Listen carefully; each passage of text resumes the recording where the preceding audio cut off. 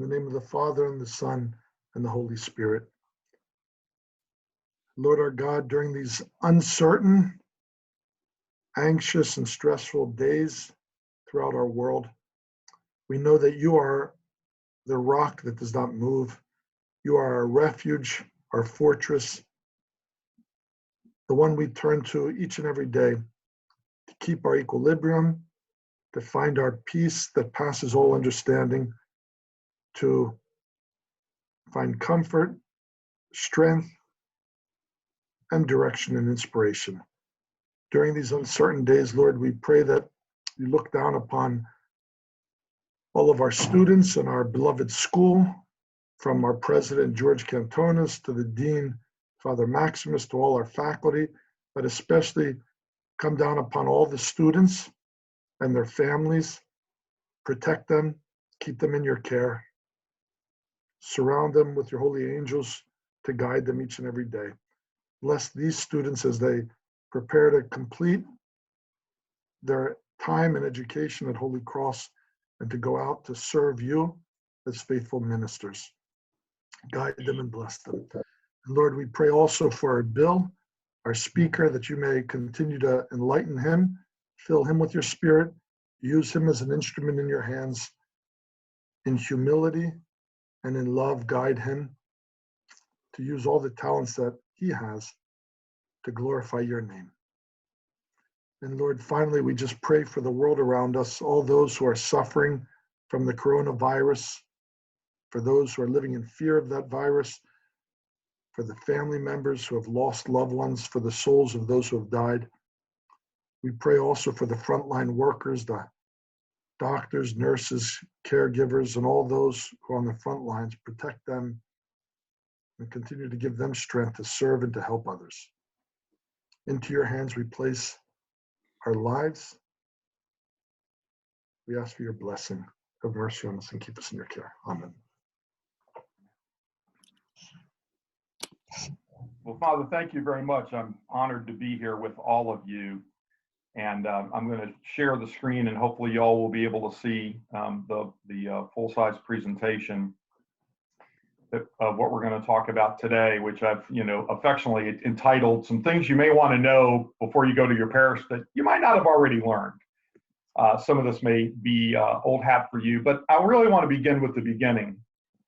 I have no idea why you chose to go to the seminary. I don't know whether you were called, whether there was a burning bush that spoke to you, whether there was a spiritual father that spoke to you, whether there was something longing in your heart. I don't know that. That's between you and the Lord. But what I can ask you, and what I can ask you to keep first and foremost in your mind, and to ask every parishioner you talk to, is this most critical question: why are you here? Not just why are you here in this class, but why are you here on this earth? For what purpose are you in existence? I mean, we know that we're all made in the image and likeness of God, and yet that's where the similarities end, because we're all very different in genetic compositions and different families and different life experiences. But of an intentional creator who created trillions and trillions and trillions of things and only made one thing in his image and likeness, and that's you. The question you have to always ask yourself, and the question you have to ask all of your parishioners, is, why are you here? For what purpose do you exist?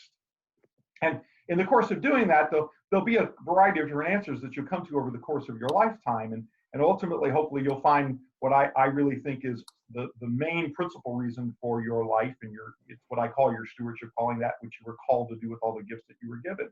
And some of the guidance that we get actually comes from a great gospel passage in 2 Corinthians 5:10. It's also embedded in the Divine Liturgy, where we pray that the end of our lives may be Christian, without pain, which is particularly something we think a lot more about now, blameless and peaceful. And here it comes, my brothers, the big ask, a good account before the awesome judgment seat of Christ.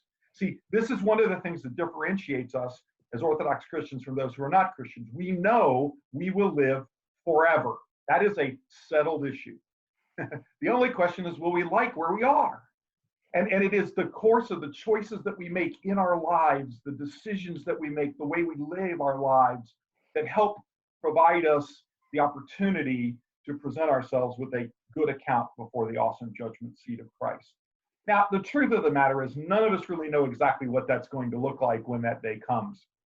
And I was thinking once back, and I'm going to tell you something that you should laugh at because it's kind of funny, that if Christ had hired me as his lawyer, now, again, that's funny on two counts. Number one is that there would ever be a lawyer near Christ, but the second thing is that he would ever hire this unworthy servant. But if he were to hire me as his lawyer and ask me to give him one question to ask you, and one question for you to ask each and every one of the parishioners that will be entrusted to you, here's the question I would have him ask you. Now, this is Christ speaking, not me. What did you do with my church under your watch, given all the gifts that I gave you? Given all of the talents, the resources, the people, the experiences that I have given you, what did you do with my church under your watch? And I think if you keep that first and foremost in your mind, and by the way, this applies equally true, I think, to lay people as it does to priests, but it's of an acute importance to priests.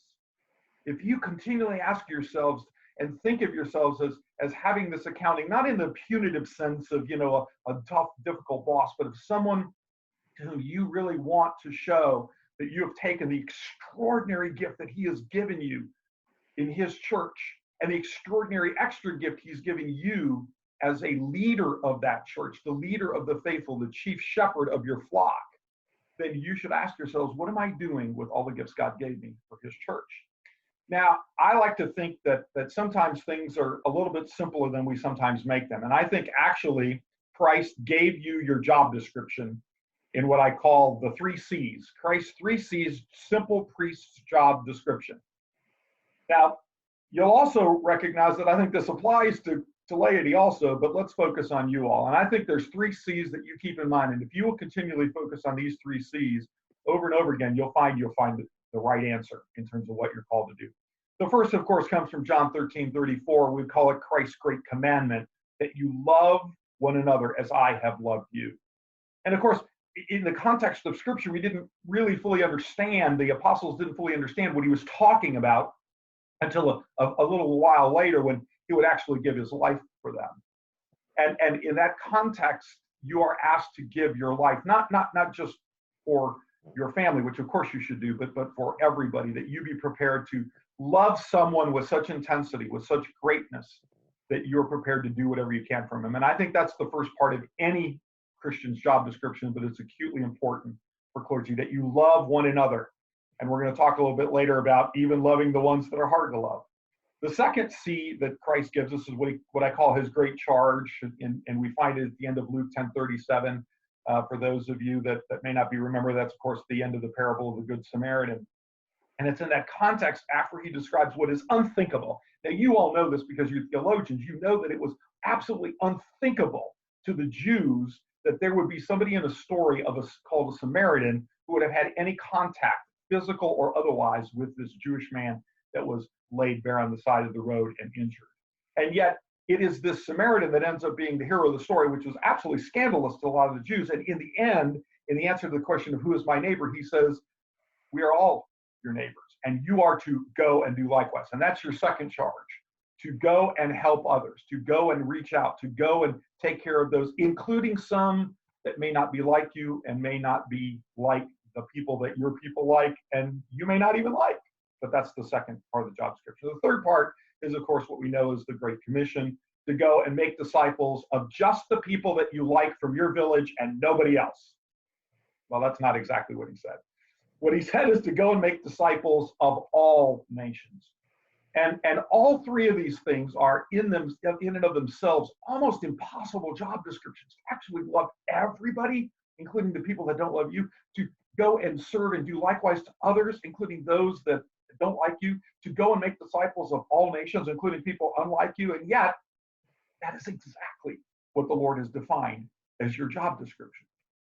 So, I'm not trying to discourage you at this point in your careers because you're just beginning them, right? I'm just trying to make sure you understand the awesomeness of the task that I'm sure you already understand. So I always like to begin with some audience participation part. So you get to unmute yourselves at this point. In your experience, what do you think are some of the greatest challenges that are facing the parishes that you will serve? What do you think are some of the biggest challenges in the parishes that you will think you will serve? Right now, I think especially financial. There's so much Okay. reliance upon the fundraising efforts that are dependent upon the community involvement, the outside community involvement. And a lot of that is having to be thought about and rediscovered right now of how to go about, I guess, tithing. Right. Okay, good. That's one. What else?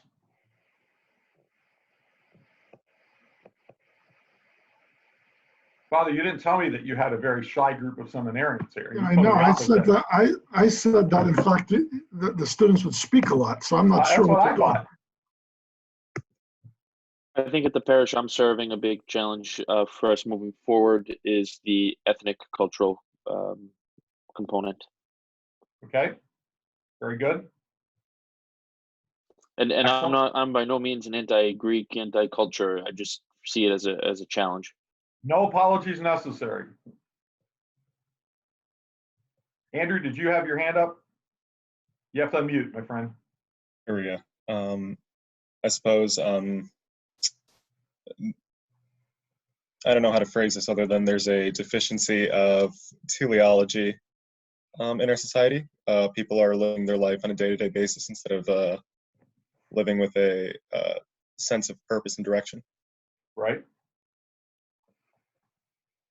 Excellent. I think the secularization that people are living in every second of the day, bringing that into the church and trying to understand what the church is teaching, which is quite the opposite of what the world is teaching at this time. And yet our voice is so small compared to what they're being, especially our youth or anybody, completely inundated with whatever you watch on TV. But the secularization is a big struggle right now. Absolutely. What else? I think people are too comfortable today. And Excellent. Excellent. What else?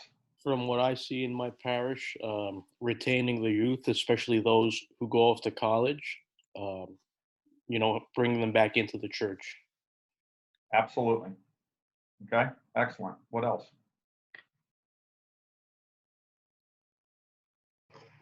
Could we say that the 3 C's that you just talked about, one of the great challenges is our people in our churches don't understand those 3 C's. They don't see that as a purpose and mission of the church. I mean, many of them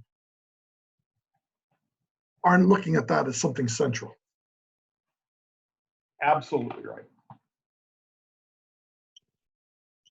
Something else that comes to mind, Father Luke, especially, and I think maybe the recommendation came from Bill, but we've been talking about the notion of engagement versus involvement. And I think that especially now with the Zoom culture, so to speak, and the live streaming, creating proper engagement in the church and not just passive involvement. Yeah, that's exactly right. Did Father Luke share with you the great insight of the best way to think about that is the ham and eggs breakfast?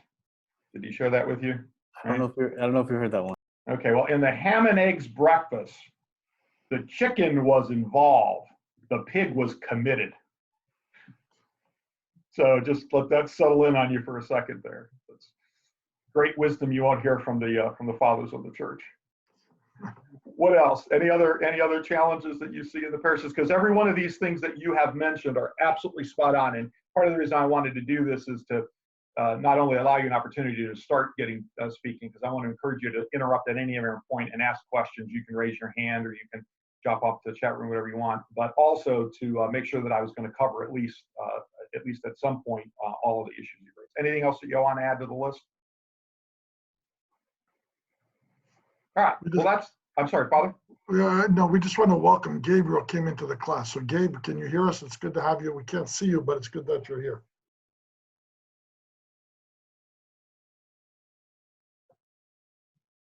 And maybe you can't hear us. Anyway, go ahead, Bill. Continue. Okay.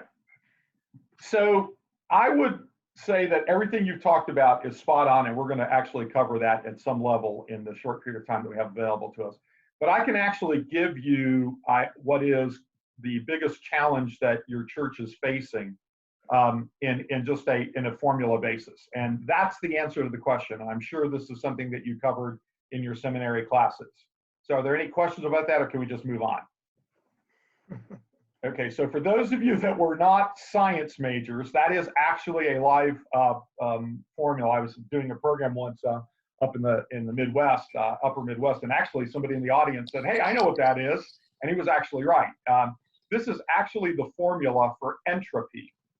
And now I was a liberal arts major, so I still had to look up what entropy was, because I wasn't sure I knew what entropy was. And so what entropy is kind of defined this way. Everything in the universe eventually moves from order to disorder, and entropy measures that change. So entropy is the unit of measure of sorts that tells us how things that were once in an orderly state have devolved to a less orderly state. But everything in the universe is constantly in that motion from being some sense of order to some sense of disorder. And so here's the message that I want to make sure that you hear very beginning at the outset, and you'll hear it over and over and over again. If you don't make positive changes, you will get negative changes. You have no choice to stop change. That is not an option that is available to you. It will change. Things will change. Your parish will change. Your life will change. Your circumstances will change. Your attitudes will change. Your information will change. That is going to happen. You cannot stop that. The only thing you have control over is whether or not you're making positive changes, because if you do not initiate a positive change, you will end up with a negative change. When I talk to clergy, as I'm blessed to be able to do during the weeks, and I hear about a problem that they're telling me, I can almost always trace it to at some point when somebody had a choice to make a change that would have been positive, they didn't make that choice. And as a result, we're now having to deal with that. So I want you to start to begin to get very, very comfortable with the fact that everything around you is in a constant state of flux and change. So don't stop and think you can stop that. Think instead, how can I move that in my direction? It's another way I try to define it is the difference between boxing and judo, right? So in the boxing and judo, you have two forces in boxing that are coming up against each other. But in judo, they take the direction that things are moving, and then they kind of move you in the direction they want to take you in. So I want you to become judo artists of some form or another. So Bill, that comment that you make, the biggest challenge facing our churches with entropy, that really addresses the issue of priests who are status quo priests, who think they're going and just keeping the status quo. You never just keep the status quo. Something changes are going to happen, and for our people who are going in, one of the things you often hear is, well, Father, we can't do that. We can't change because we've always done it this way. So this idea that you're presenting really addresses those two issues. It is at the absolute essence, Father, of those two issues. And it's a perfect segue, because I think the person that articulated it simply and best, some people find him controversial, but he got this one right, is Pastor Rick Warren, who once said, leaders of a church will either be risk takers, caretakers, or undertakers. If you think you're just going to be a caretaker and we're going to keep things just the way we are, you have sealed the death warrant of your church. Because as things evolve, and in some senses you've talked about in the issues you raise, devolve around us, it's going to impact negatively the church. So we have to take some risks. Now, I'm not saying foolish risks, and I'm not saying risks that are in any way contrary to the rich tradition of Orthodox theology. What I am saying, however, is that in the context of how we deliver the operational side of the church, I'm not speaking theologically. That's why I don't have a collar on, right? I'm speaking operationally. If we don't take some risks, then we will see our churches die. Think about it this way, just right now in the middle of the COVID-19 pandemic that everyone is so much focused on our mind, and in a year or two or three from now, it'll be something else, right? If we had not taken the risk to do things like introduce technology, live streaming technology, you wouldn't be getting the benefit of Father's continued class. None of us would have the opportunity to witness our church services in any respect. Now, it's not the same as being there, of course, but the notion is we have to be thoughtful, methodical, planned risk takers, not caretakers and undertakers. One of the bastions of the business world, Jack Welch, who led General Electric from relative obscurity to at one point having the highest market capitalization of any company in America, once said it best when he said, if the rate of change on the outside exceeds the rate of change on the inside, the end is near. And then he actually made it a little bit more simple by saying change before you have to. I mean, I'm not making a global warming statement with that picture, but right now that bear is kind of wishing he'd gotten off that ice cube before it melted around him. Now, what's fascinating to me about this, I've been using this Jack Welch quote for 12 years. And as I said, just about 13 years ago, General Electric had the highest market capitalization. It was the biggest stock on the stock exchange. And just about 6-8 months ago, it dropped its dividend down to 1 penny, basically because they had experienced massive change in the world around them. Jack was no longer the chairman and CEO, and they didn't react to it. So it even shows that even if you have something really great and it's at the top of your game, if you don't continue to acknowledge that the rate of change is happening around you and then adapt to that change, you will eventually end up on the wrong side of the curve. Now, I'm a big data guy because I think data helps us understand things. And so one of the things I've been accumulating for a while is what is the rate of change in our world? Because if we're talking about change, let's get some metrics around that. And so this is going to be a very quick drink of water through a fire hose. In my website, stewardshipcalling.com, I have a lot more data. I'm only going to give you just a few data points. But the message that I'm trying to get across here is that we are living in exponential times. Exponential times. And it's really defined by saying that the speed of change is unimaginable now, and yet it's accelerating. We can't even comprehend it. Some of this work was actually done by a professor well over a decade ago, where he challenged his students to try and think about how rapidly things were changing and map it over time. I've continued that exercise now over the last 12 years and continue to try and do this. But I want you to understand that this is something that you take for granted because it's happening around you. So let's take a little quick second and look at some metrics and say, how long did it take each of these technologies to reach 50 million users, right? So the telephone took 75 years before there were 50 million users. The radio got there in only 38 years. In 38 years, there were 50 million people that had radios. In 13 years only, about a third of the radio time frame, they got to 50 million user penetration. And the internet got to 50 million users 4 years after Al Gore invented it. No reason we can't have a little political humor, okay? And the internet was really an amazing thing, and we now take it for granted, right? And then Google invented a product called Google Plus that got to 50 million users in 88 days. And now look at this. Google Plus has been terminated by Google as a work product. Just not so long ago, it was the thing, and now it is obsolete. But it got to 50 million users in 88 days. And that was only surpassed by the longest record holder for 50 million users, and that's the game Angry Birds that got to 50 million users in only 35 days. And it was the longest record holder of 50 million user penetration until it was finally surpassed, and now this is going to be the new record holder. The game Pokemon Go got to 50 million users in 19 days. Just think about that for a second. Can you imagine, just think about this for a second, what our Lord and Savior Jesus Christ could have done if he could have reached 50 million people in 19 days? He couldn't. You can. And that's the power of the change that's going around you that you have been given and that you need to embrace and that you need to figure out how you're going to use this tool in your ministry. One of the simple ways of looking at that is a data point that I thought was fascinating, that 1 hour of video is uploaded to YouTube every second.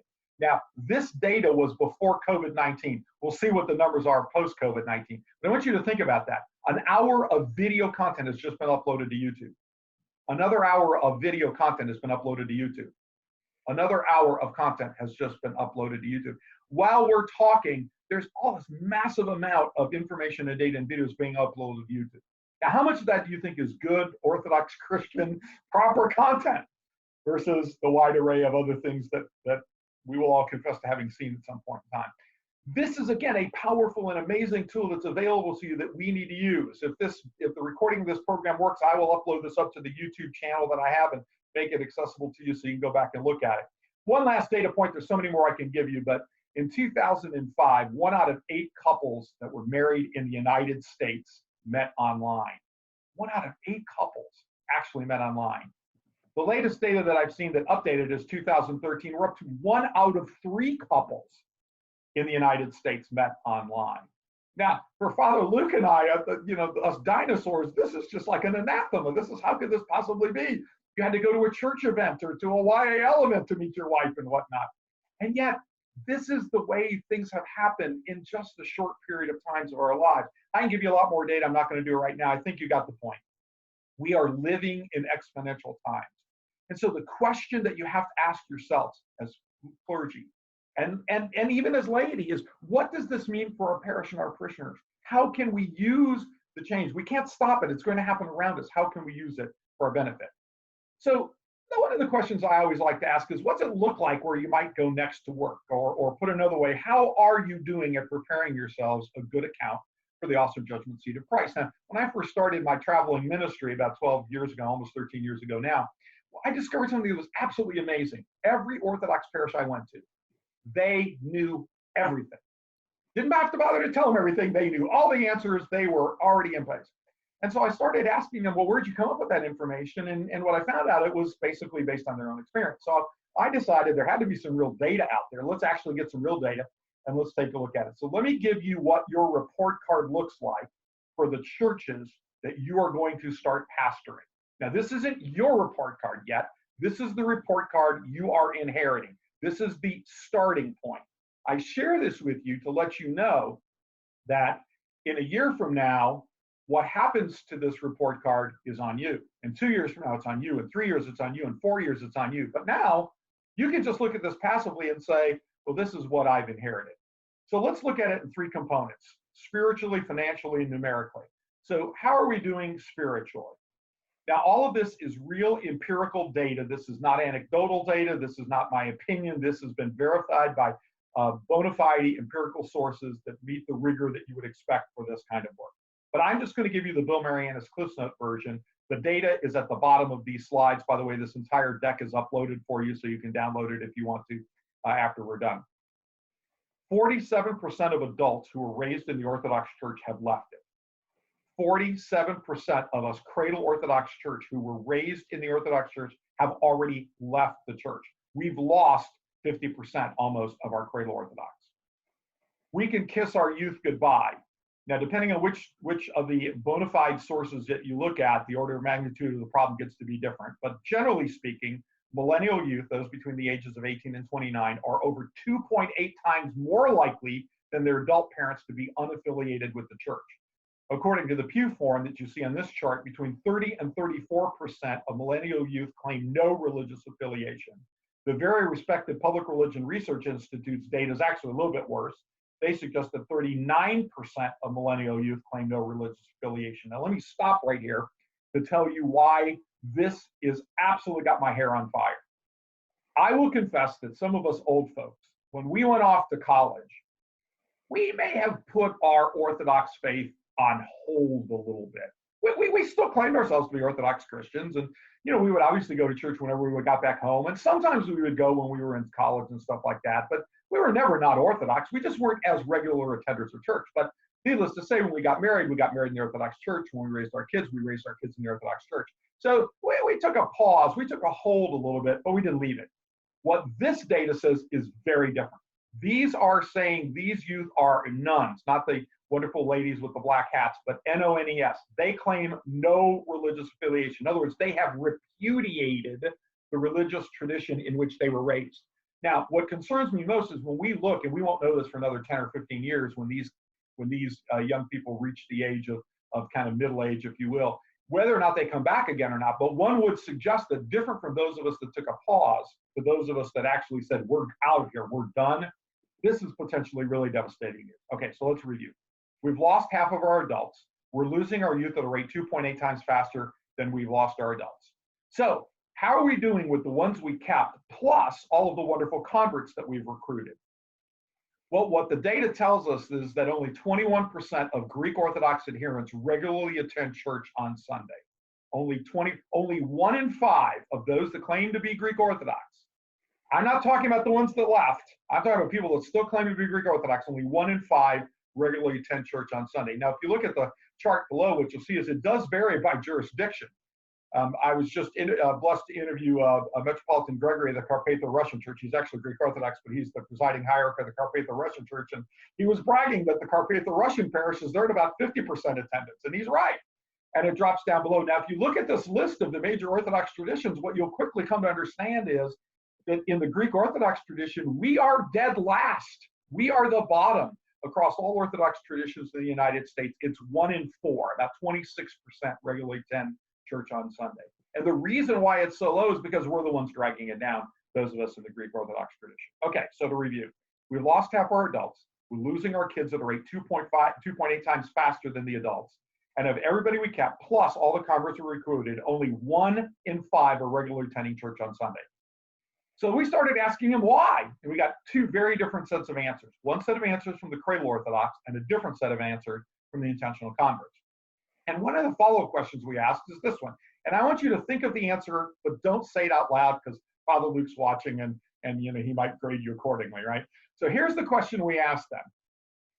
During the Divine Liturgy, other than during the homily, what percentage of the time is your mind wandering?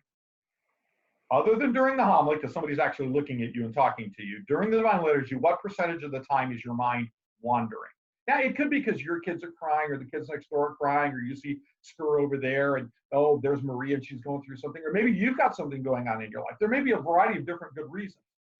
So you've got your own number in your head. Here's what the data tells us. Between 70 to 80% of the time, our parishioners say their minds are actually wandering during the Divine Liturgy. So to review, we've lost half our adults. We're losing our youth at a rate 2.8 times faster than our adults. Of everybody we kept, plus everybody we recruited, only 1 in 5, 21%, are regularly attending church on Sunday, and when they're there, they're not really there. So that's the spiritual grade point.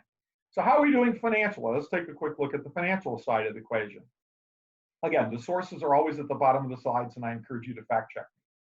What we now know is that people are giving a lower percentage of their income to their churches in the 2000s than they did either during the Great Depression or the 1920s. No question, 2 of the unquestionably most difficult economic times in American history, although this time may be right up there, we gave a higher percentage of our income to churches in those tough times than we did in the 2000s. 37% of churchgoers give 0 to their church. Now look at what the statistic, this isn't people that claim to be Christians. These are people going to church and they're not giving anything to their churches.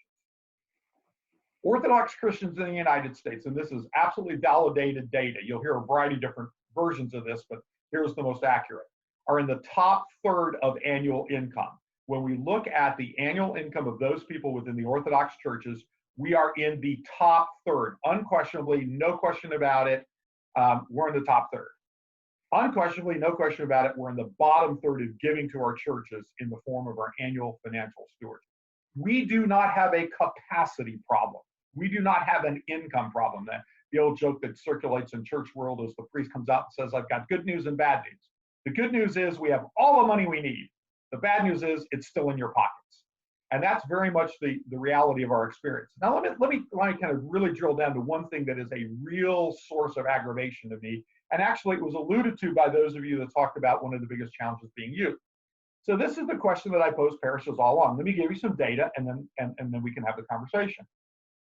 According to Forbes magazine, in 2012, this number has increased, but this is reliable data in 2012, the average American family spent $671 per child per year just on sports training and costs, whether it was equipment or camps or materials or coaching, whatever the case may be. $671 per child per year. And the vast majority of them never turned pro and never earned a return on that investment. Now, by the way, I'm a big sports guy. I coached Goya in church league basketball for 15 years, grew up playing basketball. That's how I blew up my knees. I think sports are absolutely wonderful, okay? I'm not saying sports are bad, but I'm just giving you a benchmark.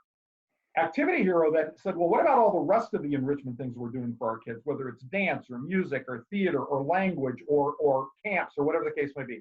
And their estimate is the average American family spends about $2,400 per child per year on enrichment. And this is the sum of sports and music and arts and everything all combined, right? So put that number in your head, $2,400 per child per year. I have reviewed over 200, I've done a financial stewardship analysis for over 275 Orthodox parishes and reviewed hundreds more. And in there, what I found is that the typical GOA parish youth budget spends less than $2,400 total for all kids on youth ministry in a year. Now remember, the parents are spending $2,400 per child per year. Our churches are spending less than $2,400 per year for all youth ministry. And we kind of wonder why we have a problem. The data doesn't lie, okay? Now, let me give you another metric in here. People will talk about average pledges, and I will tell you right now, never, ever, ever, ever quote, look at, or even study the average pledge in the Orthodox Church. It is singularly the most meaningless number you will find in the Orthodox Church, and I'll prove it to you in a second. But let me give you a metric you can look at if you want to, and this is per person per year giving. Per person per year giving. So if you took your total stewardship dollars and divided by the total number of people, not families, but people. And obviously this treats a 70-year-old person the same as a 7-year-old person, but this just gives you a metric to show you relative comparison.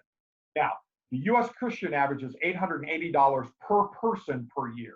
The Evangelical Protestants average is $1,165 per person per year. Of the approximately 275 parishes that I've actually done a detailed financial stewardship analysis of, it's about $275 per person per year. Once again, top third in income, bottom third in giving. Zito alas. Okay. So in a second, I'm going to prove to you now why the average pledge is the most meaningless number you will ever look at. Stop. I jokingly tell parishes that I work with that if I ever see you quoting an average pledge again, I will burn your church down. Obviously won't do it. That would be a terrorist attack.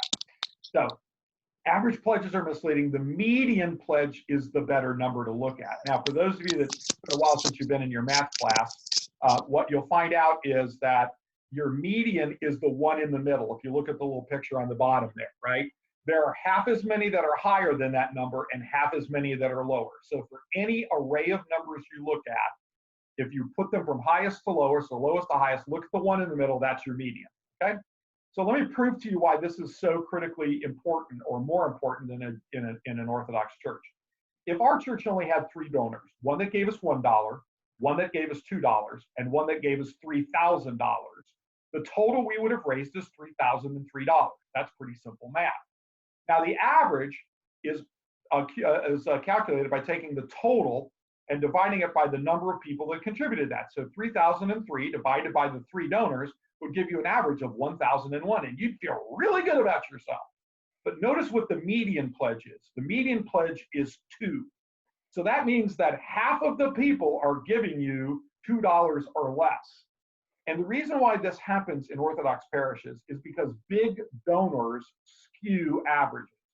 In every parish, and again, I've studied well over 275 of them in detail and several hundred more just at a higher level. We have a huge, significant problematic donor concentration problem, right? And I'm going to give you some data on that in just a second to prove that point. But I wanted to make sure you laid the foundation so that when I give you the next set of real hard numbers that comes out of this data, that is statistically significant. We're well beyond the statistical significance of this data. And as I add additional parishes, these percentages are not changing materially, except in some cases to go down in the wrong direction. Okay, so let's start with the first thing that I look at. What percentage of your total net expenses are used for parish-chosen charities and ministries? Parish-chosen charities and ministries. This does not count your archdiocesan allocation and your metropolis contributions, which are fine. They serve and supply wonderful ministries that we need. Let's look at just what percentage of the net expenses at the typical Greek Orthodox parish that goes for the charities and ministries they choose. And the answer is between 1% and 4%. Now, one big caveat. Excluded from this number is the priest's salary, because that's included in the operational overhead line. And you could argue that indeed the clergy are actually performing some ministry services, and that would be a valid argument if we're doing fully cost allocated accounting. But looking at just the expenses and where they line up, between 1% and 4% of the net expenses are actually being spent on parish-chosen charities and ministries. Let me give you a frame of reference. For 6 years, I served on the board of directors of the United Way, and our pitch in the United Way is 92 cents out of every dollar we raise went directly to the member agencies. Now, that is an amazingly efficient organization. The typical norm in a nonprofit is somewhere between 50 to 75% of the money raised actually goes to the beneficiary, and the rest is used for overhead. Overhead's not bad. You need to have overhead to run these things. But in our churches, we're at 1 cent or 4 cents out of every dollar that we raise is going to parish-chosen ministries and charities. Now, your parishes don't necessarily know this number because they haven't calculated it, but your parishioners know that giving to the church is a very inefficient way to serve charity and ministry. And you know how they know that? Because you never talk about it. Not you personally, I'm just saying in our churches, we never talk about the wonderful charitable work we're doing or the wonderful ministry work we're doing with the dollars that we raise, because for the most part, we're not doing that work. Or if we are, it's some smaller subset of people that are doing it.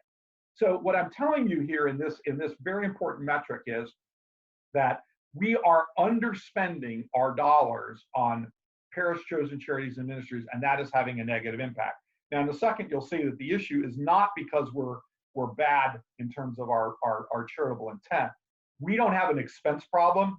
Our other expenses aren't too high. We have an income problem. Let me give you the second two data points that are relevant. Across about 275 parishes, only 52% of their revenues come from the parishioners' direct stewardship. 52%. About half of the entire income came from the stewards in the form of their direct stewardship. Do you know what that percentage was when your yaya and papu, or in my case, my father was an immigrant to this country, when they came to this country? The answer is 100%. They all contributed whatever the church needed to keep it operational. And in the intervening 2 generations, we've gone from 100% of the revenues coming from our direct stewards to only 50 cents of every dollar coming from our stewards in the form of the direct stewardship. Now, we do nickel and dime them to death with other kinds of things that they contribute in the form of candles and epitaphium flowers and fundraisers. I'm going to get to that in a second, but let me give you where the big data point comes in. Currently now, and by the way, this percentage is creeping up every year I look at it, 28% of the income is what I call no income, non-Orthodox income. It comes to us not from our stewards. Largely, this is contributed through festivals and rentals. There are other things, golf tournaments and raffles and, believe it or not, in some very few limited cases, bingos and other things that we ought not be doing. But nevertheless, literally 28% of our income comes from non-Orthodox. And everywhere I go, when I present the statistic, everybody kind of gets a little nervous and ruffles in their chairs. And then I ask them to raise their hand if they ever invited anybody to their house at any point in their lives. And of course, everybody raises their hands. And then I asked them to raise their hand if, when people came to their house, they passed around the hat and asked them to pay for the utility bill for them. And everybody nervously laughs, at which point I get really serious and say, see, you would never think about doing that in your house, but you have no problem doing that in God's house. We should be ashamed of ourselves that our Christian churches, our Orthodox Christian churches, could not stay open if not for the generosity of total strangers. This is not a good situation. Now, earlier I alluded to the fact that the median is the more relevant number and the average is not. And so here's a data point that will tell you across over 275 parishes, again, statistically significant by a long shot. The median is between 40% and 60% of the average. The median is between 40% and 60% of the average. What this tells you is that we have a huge donor concentration problem. And I'm going to give you 2 examples in just a second. But before I do that, I want to give you one last piece of information. And it was something that one of you alluded to earlier when you talked about the challenges that you see.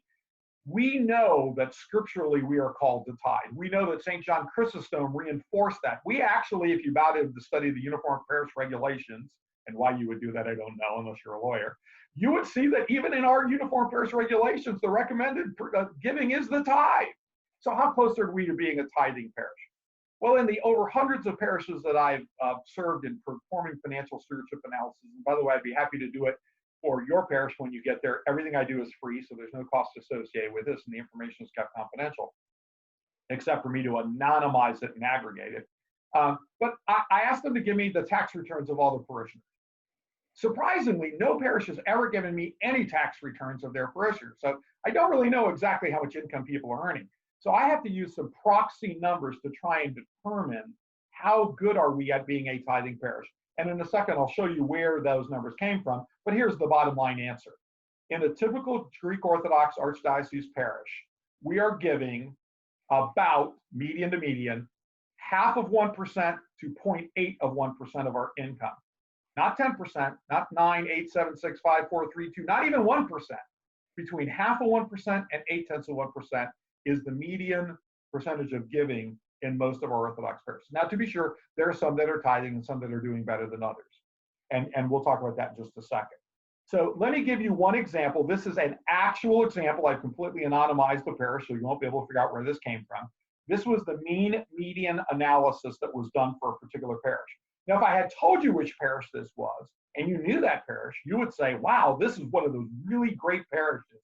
It's one of the ones we tend to talk about in the face of Greek Orthodoxy across the United States. And again, the beauty of my work is it's across the entire United States, so you can't ever tell where I'm talking from. But this is a live parish. Their stewardship total was just over $400,000. They had about 559 stewardship units. These are families that were stewards. You always have another couple hundred of people that claim they're members of the church. Remember, I told you 37% of churchgoers pay nothing. But these are the 559 stewardship units. Their average pledge, if you divide 559 into the 405, is $726, and they felt reasonably good about that. But their median pledge was only $300, which shows you that their median was 41% of their average. And remember, I told you across all GOA parishes, the range is between 40 to 60%. So this wonderful parish that everybody looks at and holds out as a great example is actually on the low end of the range. So then we started doing a deep dive into looking at their donor concentration problem. Now, I'm actually going to put two side by side. This parish is one of these two parishes. The other parish is actually one that everybody says is an even better parish. It's the model parish in the United States. It's when everybody looks at it and says, wow, this is really great. If we can only be like this parish. Well, when I did their finance, and again, I'm not telling you where, I'm not telling you what geography, I'm not telling you what part of the country or who they are. But this was the percentages. Now, let me just break it down. Parish A and Parish B, right? Look at Parish A. The top 10 donors, not 10 family, not 10%, top 10 contributed almost more than a quarter of their income. 26% of their income came from 10 individual stewards. A third of their income came from 20 individual stewards. And if you look over to Parish B, the numbers are a little bit better. They only had 1 in 5, 20% of their income came from their top 10. And about a little bit less than a third came from their top 20. And I always jokingly ask them, what do you think is going to happen when these top 10 or 20 donors die or move to Florida before they die, right? Good news is, they come to my metropolis and we get the benefit of these wealthy people. But in all kidding aside, and again, I don't mean to be disrespectful about this, but we have no better example, regrettably, to talk about than our own beloved archdiocese. We built a budget essentially under the assumption that, God rest their souls, Mike Jaharis and Nick Burris were going to live forever, because those two incredible benefactors would routinely give between $6 to $7 million or more in some cases for our archdiocese, and that's how we built our budget. And then when they both died within a relatively short period of time, that together with other issues created a huge financial crunch. And what I'm telling everyone in the parish is, pay attention. You've got a donor concentration problem, and when you have a donor concentration problem, you have a much bigger financial problem than you think of when you just look at your average pledge, because your average pledge is masking this problem. And I will tell you that when they finally shine a light on this, when I'm finally able to get their attention on this, they start to recognize the order of magnitude of the issues that they have in front of them. And I'm asking you to start to think about that. So one of the tests, one of the measures that I actually get people to do is donor concentration analysis. Now, for any of you who ever spent any time in businesses, you'll know every business does this. In my law firm, we always are looking at what percentage of our income came from our top 10 clients, our top 20 clients, our top 10% of our clients, our top 20% of our clients. And we're always looking to see, do we have an anomaly? Now, we're wonderfully grateful for those people that contribute a huge amount of income, whether it's to your church or to your business. You should be grateful to them. You should be thankful. God bless them for understanding the generosity that they can contribute. They're not the problem. The problem is that everybody else part below that median point that's not reaching that level. And so that's the reason why I harp on this point. Now, kind of one last kind of thing to give you just an anonymized aggregated data. Remember, I told you this is, I've been at this now for a while, so I keep getting financial stewardship analysis. It's actually now broadened beyond just GOA parishes to many other Orthodox jurisdictions. But here are the averages across all the parishes, so you can take a look at it. Typically, in a typical parish, what I see, and again, no one's typical, everyone's at a different place on this spectrum, about 52% of the income comes in the form of direct stewardship. 20% of the income comes from the nickel and diming we do. And I intentionally call it nickel and diming because that's what it is. Candles and epitaphium flowers and fundraisers and you know, free will offerings and all of the trays and all of those things. And by the way, the reason why I call it nickel and diming is because, by the way, your parishioners know you're going to nickel and dime them, and they take that into account in setting how much they're going to contribute as stewards. So the more nickel and diming you do, and by the way, that's the tendency. What churches do when they panic and they don't do a set a good foundation for stewardship is they just add another fundraiser or add another nickel and diming activity. And the consequence of that is, part of the reason why I see a steady decline in the percentage of stewardship dollars is because the nickel and diming is growing. But this is the one that also shows that over 25% of our income is coming from our non-Orthodox guests. And then if you look at the expense totals, you'll see that they break down into the personnel, office, and administration, which is a little over half. The occupancy cost, that's everything from your utilities to your insurance. If you have a mortgage, what does it cost to keep your physical facilities up? That's about 30%. And then other is really ministries. The vast majority of that 18%, when I look at parishes, goes to the archdiocesan allocation and metropolis contributions. Again, wonderful things. I'm not decrying those. What I'm telling you is between 1% and 4% is going to actually parish-chosen charities and ministries of that 18%. So you can see the order of magnitude of the problem that we have. So one of the things that I like to do to get people to envision a future that's different than their current vision, and again, I'm going to share a real live example of a parish that I did this for. I'm not telling you which parish it is, but I'm just going to give you an example. So after I present a bunch of data to them, I want to get them to think outside of the box that they put themselves in. And so I asked them, what ministries, services, charities could your church fund if you had an additional $3.686,223 over and above the $405,657 actual stewardship dollars you're generating? So we're going to get that 405,657, but on top of that, we have another 3.686,223 million. And then I stop. And then they hesitate. I said, no, tell me what you would do to spend that money. What ministries would you fund? What services would you fund? What kinds of things could you do? And then they start going nuts. Well, we would do this, and we could spend it on this, and we could start that, and we can build this, and I just say, yeah. I just keep them going. And I'm keeping a little tab as we go, right? Here's kind of a rough estimate of the tab. And I let them spin themselves up for about 5 minutes, get real excited about all the things they would do. And I said, no, wait, this $3.86 million is not just a one-time thing. It's an every year thing. And they go, what? Every year? Oh, and then they go crazy again, and they add more and more to it, right? So I get done at the end of this exercise, and they're all excited about what they would do if they had this kind of money, right? And I'd say to them, now I've done a rough calculation of all the things you thought of, and I've aggregated best estimate of what I think that's going to cost you. And in this church's example, I said, it's about $1 million. So in 10 or 15 minutes, you've only spent another $1 million. Guess what? You still have another $2.686 million to spend this year. And they're like, wow, oh, if only that were the case. And I said, well, let me show you how it could be the case. So I took their exact parish and said, this is what your reality could be if you were a tithing parish. Now, I don't have their annual income statement, so I have to use a proxy number. And the proxy number I use is the estimated median annual income of U.S. Orthodox Christians.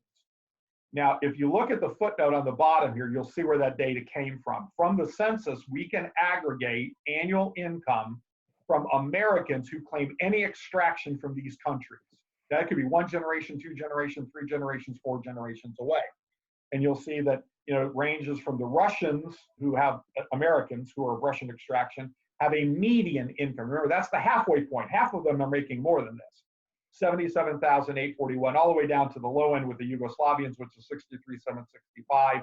The median of all these medians is actually, quite ironically, pretty close to the Greek number, and it's 73,200. So we're just going to use that as a benchmark. By the way, this does not include our converts, because they don't claim extraction from any of these historically Orthodox countries.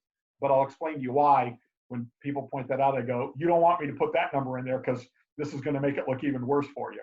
So let's look at the 73,200.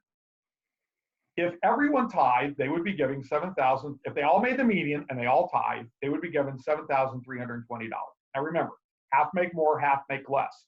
So if you're at more, you're getting 10% of your more. If you're at less, you're 10% of less. But if we looked at the median, that would give us a good estimate, a proxy of what we would have. So 10% tithe, $7,320 per unit. You multiply that times the number of units you have, and that gives you an idea of what you have. In this case, their median was $300.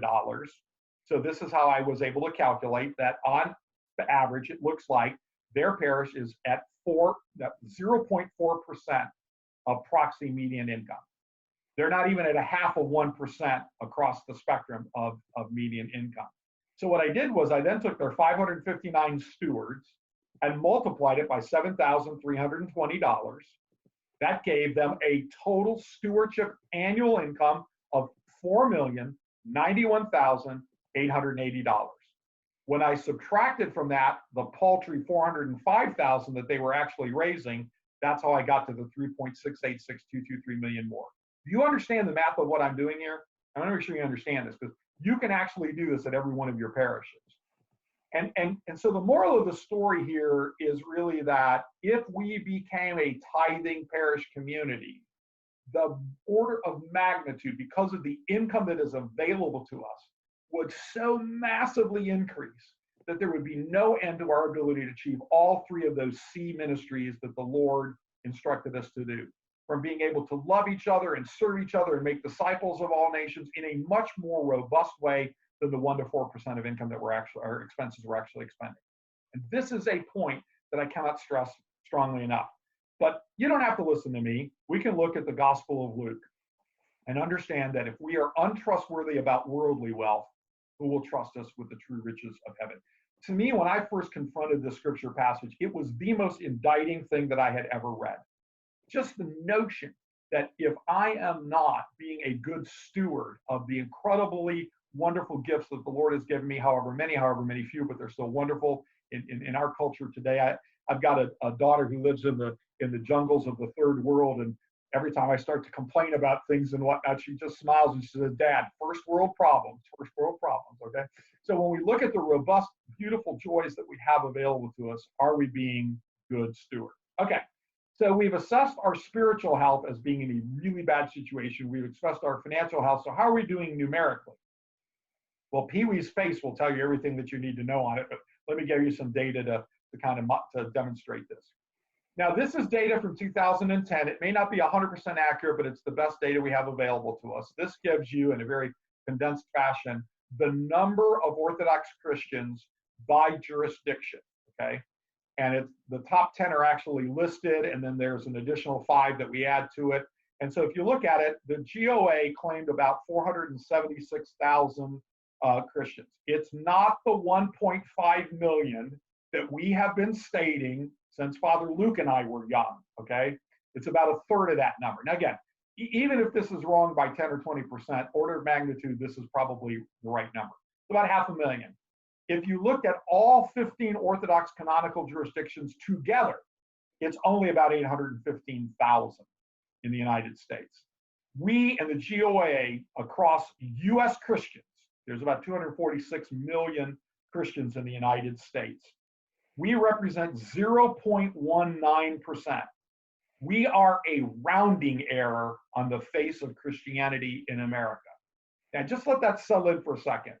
I'm not saying this to be obstreperous. I'm not saying this to be difficult. I'm not saying this to be confrontational. What I'm telling you is, if we truly believe that we are Christ's church, if we truly believe that we have the truth of religion, we are a rounding error just on the face of Christianity in America. You know, there's well over 330 million Americans, right? If you were to calculate that percentage, we'd be below that. This is the order of magnitude. So how does this come about? Well, the GOA has historically been keeping registry information. We haven't updated it in a while, so I'm giving you numbers that are a little bit dated. They're a couple years old, but you'll see the overall trend. So generally, baptisms have been declining. You'll see, by the way, there's an anomalous increase in 2016 in most of these metrics. When we look back at 2017 and 18, we saw them going back down again. So we're looking at trends here, right? So the overall trend in baptisms are down. We're not baptizing them into the faith. Well, how are we doing it chrismating them into the faith? Well, that number too is going downstream again with that one anomalous increase in 2016. So we're not baptizing them or chrismating them. Are we marrying them into the faith? Well, again, we can see that same downward trend historically year after year after year after year. What our registry data tells us, the one thing that we are growing in, kind of, sort of, is in funerals. Although, again, I point out in 2015, we had a slight decline. So whatever we did in 2015, we need to go back and do some more of that because we weren't dying at the fast rate. So what you see is the order of magnitude of what's happening in our Greek Orthodox Archdiocese is declining of the intake sacraments and increasing in the outflow sacraments. Well, how's it comparing across Christianity as a whole? Because everybody who's in the bottom of the class always likes to look at everybody else in the bottom of the class, right? I mean, nobody at the bottom of the class looks at the kids at the top of the class. So this is the Gallup organization, which has been doing some amazing work since the 1930s. Every year they do thousands and thousands and thousands of surveys, and they keep updating their data. So this is people that claim church membership. This doesn't talk about whether they're good members or regular members or stewards, just good members. So here's what we can see. We had about 60 years from 1938 to 1998 with relatively flat membership. It ranged around 70% of American adults said they were members of the churches. And then something happened in 1998, and we've been on a steady decline since then. We're averaging a loss of about 1% a year for the last 20 years, okay? So if that trend continues, and by the way, there's evidence that suggests that that trend is increasing at a faster rate. At this rate, the church would cease to exist. Not just the Greek Orthodox Church, but Christianity in America would cease to exist in 50 years. In the portion of your ministry, during your lifetime as a clergyman, you could see the decline of American Christianity if these trends continue. Remember, this question was just, are you a member? I mean, you could be a lousy member, a non-pledging member, a sporadic member, and you'd still be counted in this data, all right? So you can see the overall trend. So let's give you the quick bottom line.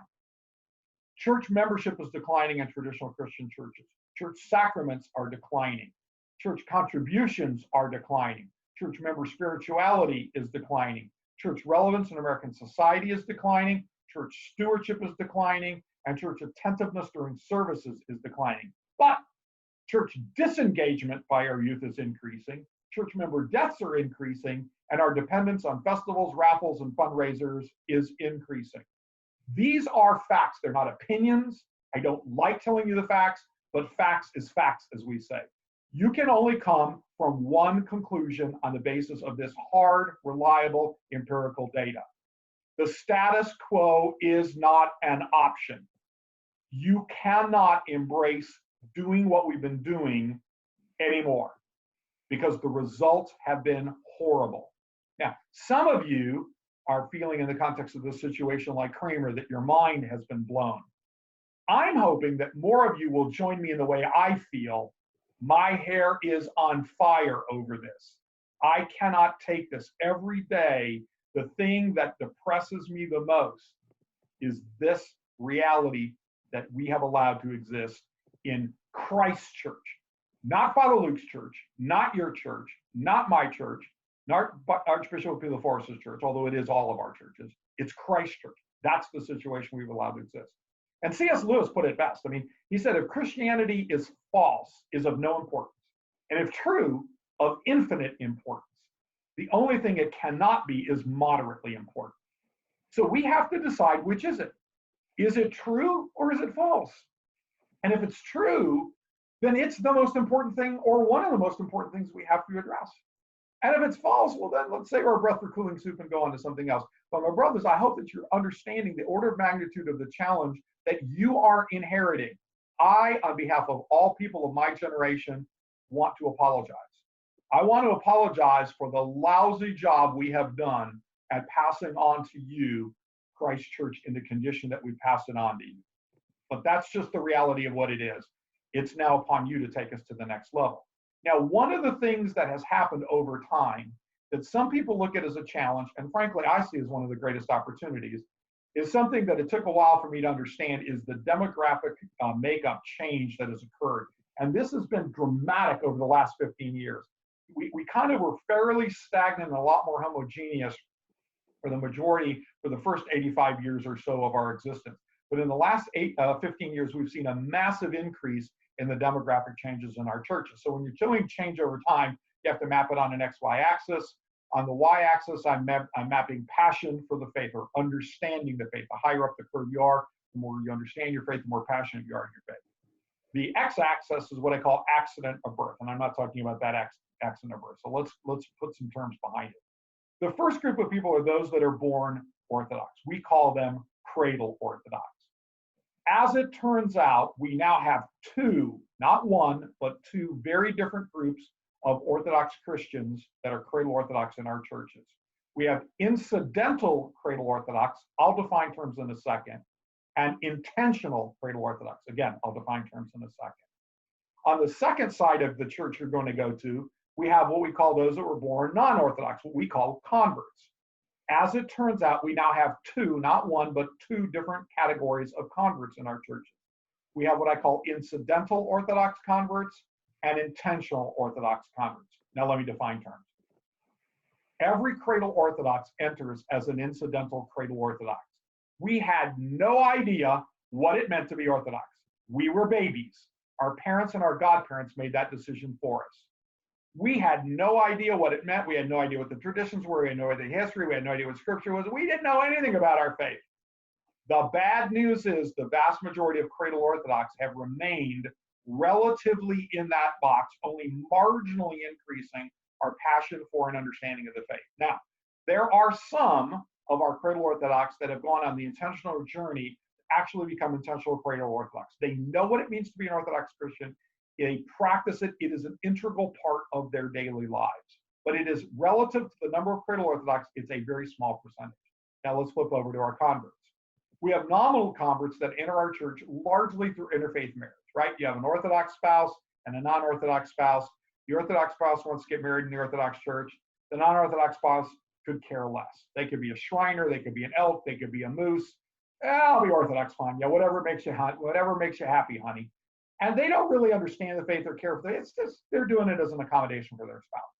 And then we have the largest group on this side, and that's the intentional Orthodox converts. These were people that were something else. They discovered an inadequacy. They went on an intentional journey. They found the Orthodox Church, and they lived the Orthodox Church. Now, we could spend a lot of time more on this. We don't have time today. When you go to your parish, or for that matter, those of you that are already serving a parish or came from a parish, you can actually think of everybody in your parish and put them in one of these four boxes. And you'd probably be right. And what you'd find is the vast majority of cradle Orthodox are in the lower left-hand corner in the incidental box. And the vast majority of converts that you see in church are in the upper right-hand corner, the intentional Orthodox converts. But that's not the point I want to get across. Here's the point I want to get across. We now need different operational strategies to address the differing needs of each of the four categories of Orthodox Christians in our parishes.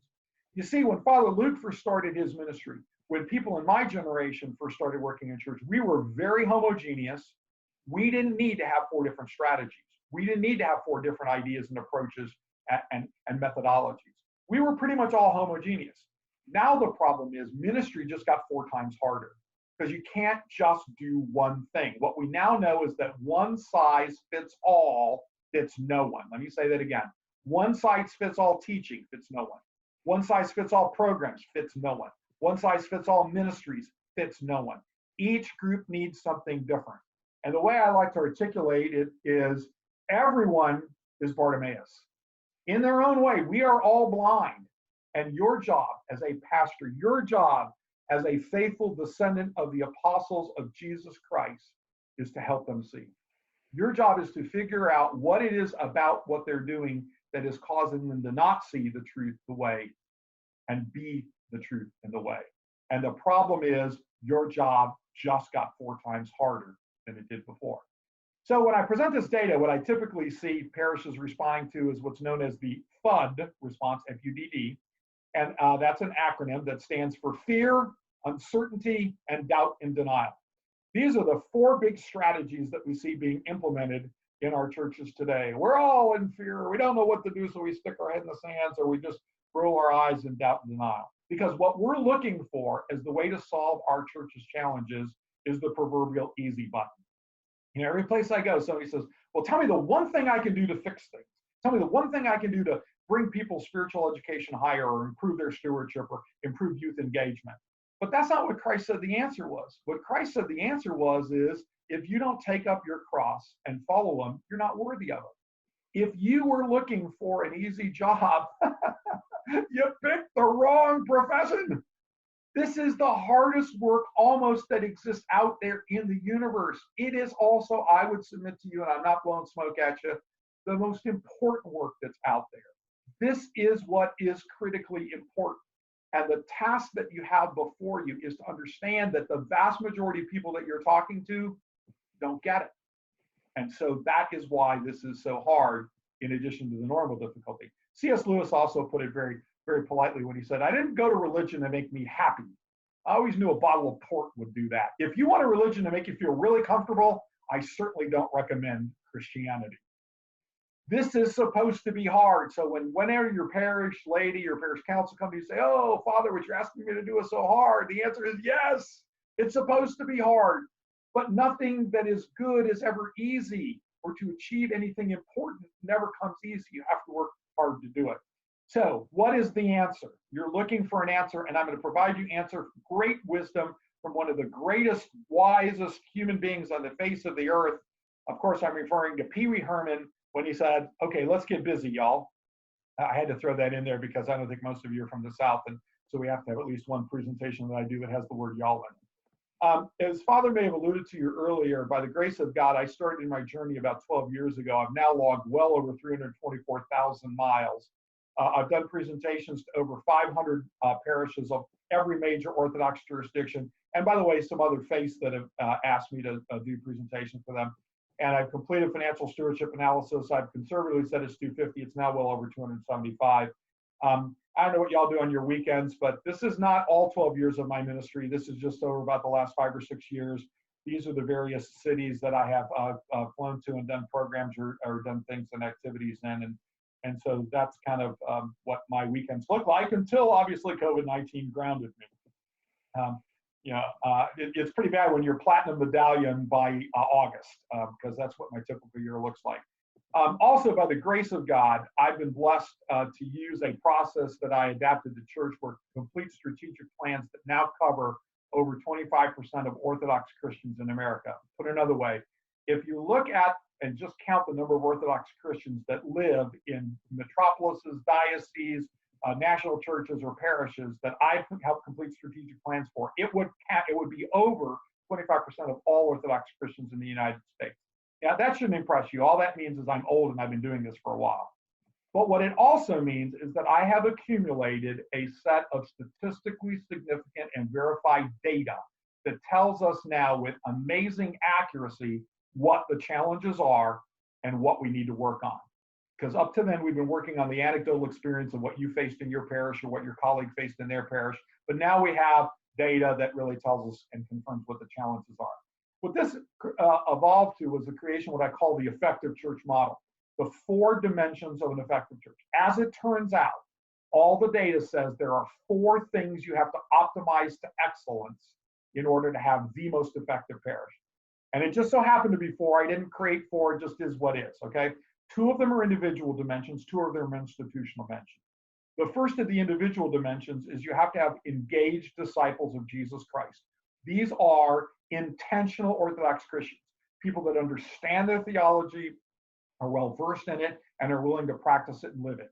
That is a foundational element. You cannot have an effective church until you have engaged disciples of Jesus Christ. The second individual dimension is they have to be practicing a culture of true stewardship. What does it actually mean to be a steward of all of God's gifts? Not just financial contributor, because that's what we always have relegated it to. Unfortunately, stewardship has adopted the euphemistic definition of finance, and that's the least important of all of them. It's the symptom, it's not the cause. So you have to have engaged disciples of Jesus Christ that are living and practicing the culture of true stewardship. But the first of the institutional dimensions that I talk about is they have to be in pursuit of a consensus vision with a plan to achieve it. Where are we going as a parish community? Where are we going as a metropolis? Where are we going as a national church? Where are we going as the Orthodox Church in the globe? But at the parish level, you have to have a vision that everybody has bought into and said, this is where we're going. And ultimately, And arguably, as if not more important than anything else, they have to be unified by an effective worship experience. Now, what's interesting about all of this is it just forms across. I can't make this stuff up. What differentiates this from any other nonprofit organization is that Christ has to be the center of every one of these 4 dimensions. We have to be engaged disciples of Jesus Christ. We have to be understanding what Christ taught us as stewards of the gifts that he's given us. We have to have a consensus vision of direction of where we're going to bring people closer to Christ. And of course, we have to be unified in effective worship experience that glorifies Christ. Now, this entire model and all of the information that describes it is available to you forever for free on my website, stewardshipcalling.com. The second tab over is called the Effective Church Model, and you can download presentations, videos teaching all of these in great detail. As it turns out, what the data tells us is to create engaged disciples of Jesus Christ is there's 7 things that if we do extremely well, we will actually create the highest level of engaged disciples of Jesus Christ. And I cover all 7 of those elements in the Igniting the Flame program that I deliver across the country. You can find the video that teaches that in the Effective Church Model under the 4 Critical Dimensions tab, and you'll see the part that talks about engaged discipleship. The second dimension is the culture of true stewardship. Here's what's interesting, as it turns out, there's 15 things we have to do well to create a culture of true stewardship in the parish. Another program that I do, Father Luke, and I think several of you attended the program that I did in Boston in November. You can actually find a comprehensive training videos that teach all 15 of those elements of stewardship. Again, on my website, it's under the Stewardship tab, and there's a sub-tab called Stewardship Training Videos, so you can look at that. The third dimension is the consensus vision and strategic plan. As it turns out, there's 7 steps to effectively create a consensus vision and a plan for your parish. I'm obviously not going through all of these. I'm going through this quickly and pointing you in the direction where you can find more when you want to. Again, on my Stewardship Calling website, the 4th tab over is on church strategic planning. The first sub-tab is a video where you can watch on how to do parish strategic planning. And then you can actually download all of the strategic plans that I've been involved in creating, and you can see what other churches have done, what other metropolises, what national churches have done. The 4th dimension is the effective worship experience. And that's really the big elephant in the church room. Many would say that is well above my pay grade, and in fact it is, because obviously I'm not blessed as you are to be called to the ministry of the service of the church. And so I really don't have a series of programs that really focus on effective worship experience, except for one thing that I'm actually starting to do. And it actually came about as a result of some Pew data that we looked at. And Pew has studied this extensively, and they asked people, what are the top 5 things people look for in picking a new church? Now, it can either be people that are changing denominations, or it can be people that have moved, or it can be people that are just unsatisfied with whatever church they're looking for. They want to stay in their denomination or faith tradition, but they just want a new church. What are the top 5 things they look for? Now, again, I was hoping that we could do this live and interactively, because I really have a much more interactive program. There's a lot less time me talking and engaging with you all, but because it's so hard to do this on Zoom, I'm going to actually do it for you. The number one thing people looked at was the quality of the sermons. 83% of the people said that was the most important thing that they look for in picking a new church, the quality of the sermons. Number 2 is feeling welcome. The welcoming experience is a very close second. 3rd is the style of services. 4th is the location, and 5th is the education that's offered for you. So those are the top 5 things that you're looking at. So what I'm going to do is pick a few fights across the spectrum of my stewardship calling ministry to start to focus on those things that I think maybe I can help, not me personally, but I can help do. And one of the first fights I picked was on effective sermons and homilies. So here's a pitch. Everything I do is free. This is free. It's just available to you. Some of you may know I do a live internet radio call-in program on Ancient Faith Radio. It is every month, the first Wednesday of every month, and any month that has a 5th Sunday. The first Wednesday of every month, and any month that has a 5th Sunday. I've started a 3-part series on effective sermons and homilies. I finished part 1 and part 2. On part 1, that was aired on, and by the way, all these are archived, so you can go to either ancientfaith.com and find the Stewardship Calling page and go down to it, or you can find it via my website. I'll show you how to do it in a second. But I got two priests that you may be familiar with who are really good at homilies, very well trained in homiletics, and do it differently. So I want to give you some different perspectives. Father Barnabas Powell did the program on December 4th, 19, and Father Nick Lowe did one on February 15th. And I invite you to listen to those podcasts and learn from these two guys the different ways they go about doing that. There's some things that are identical. You'll hear the identical things that they do. And then stylistically, they do some things differently. There's not only one way to do it, gentlemen. It has to be consonant with your style. And then I'm going to do a third part in just a while where I'm actually going to aggregate the data that tells us some of the information. So I encourage you to take a look at that. I have some other programs coming up on welcoming in a second. I want to do a little bit of a segue right now to really talk about church leadership. And it was our beloved St. John Chrysostom that actually, I think, gave us the best insights we can on church leadership. And he said the following, and this is a direct quote. He said, the most basic task of church leaders is to discern the spiritual gifts of all those under his authority and to encourage those gifts to be used to the full for the benefit of all. Let's unpack this for a second. Your job as a parish priest, in fact, what Father Luke understands better than most, and the reason why he's doing what he's doing with all of you and in his own parish and in his metropolis and globally, is because he understands his job and your job is to be a spotlight. You are to shine the light and to discern the spiritual gifts that everyone has under your authority. Not just some, everybody has them. Now, some are a little bit more masked than others, some are a little bit more darkness than others, but they all have them. So that's your job. Your job is to identify their spiritual gifts, but then he makes it even harder. He says you are to cause those gifts to be used, look at the words he used, to the full. In other words, not just partially, not halfway, but get them to go all in, and then ultimately for whose benefit? Not just for their benefit, their family's benefit, your parish's benefit, but for the benefit of all. This is the job that you have chosen as a priest or anyone in church ministry work, to identify the spiritual gifts of everybody and to cause them to be used for the benefit of all and to the full. And then St. John Chrysostom goes to meddling, as we would say down south. He gets real personal. He gets in your face and my face. He says only a person who can discern the gifts of others and humbly rejoice at the flowering of those gifts is fit to lead the church. How about that? You are not fit to be a priest. You are not fit to be a lay leader. You are not fit to be a parish council president. You're not fit to be a hierarch. You are not fit to lead the church, according to our beloved St. John Chrysostom, unless you can, in all humility, rejoice at the flowering of the gifts that everyone has been given. That is an incredible, incredible job description that St. John Chrysostom puts on your backs and puts on my back. But it's one of the most extraordinary, amazing gifts that you can have.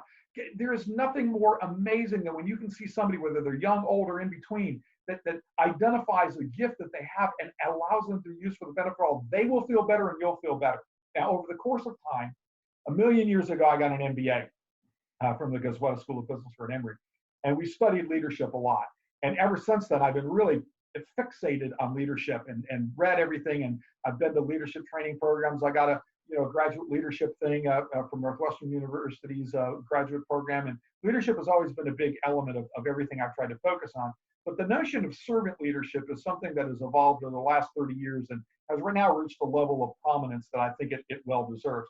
And everyone has a different servant leadership model, and I think there probably are really good. In fact, there's probably some better than mine, but these are the 6 elements that I have discerned of what an effective servant leader is. And I challenge you, as I present each of these 6 elements, to grade yourself.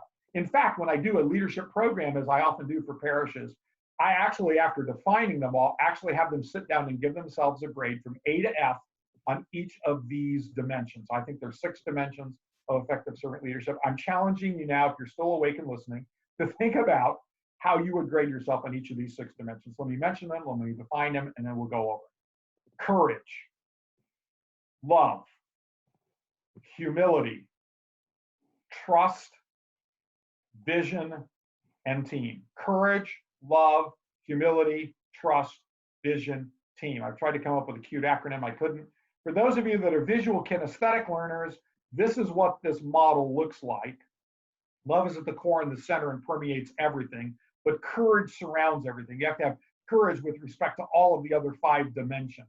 Courage in creating vision, courage in building teams, courage in the way you express your humility, courage in how you build trust and trust others, and courage in how you love. This is what it looks like. So let me give you some defined terms that may help you provide a little bit more meat on those bones. Courage.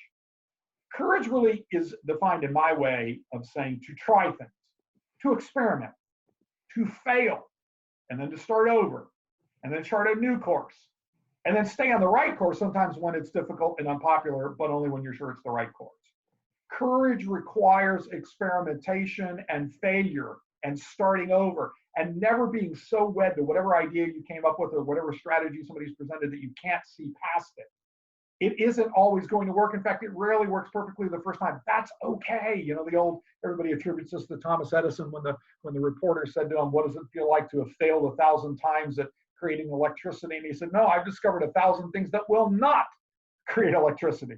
So it's okay, but you have to keep experimenting and you have to have the courage to try again, to pick yourself up and go again. But then, once you understand and once you're clear, once there's clarity that you're in the right course, then you have to stay on the right course, even when it's difficult and even when it's unpopular and even when you're going to be criticized for everything that you do. Love.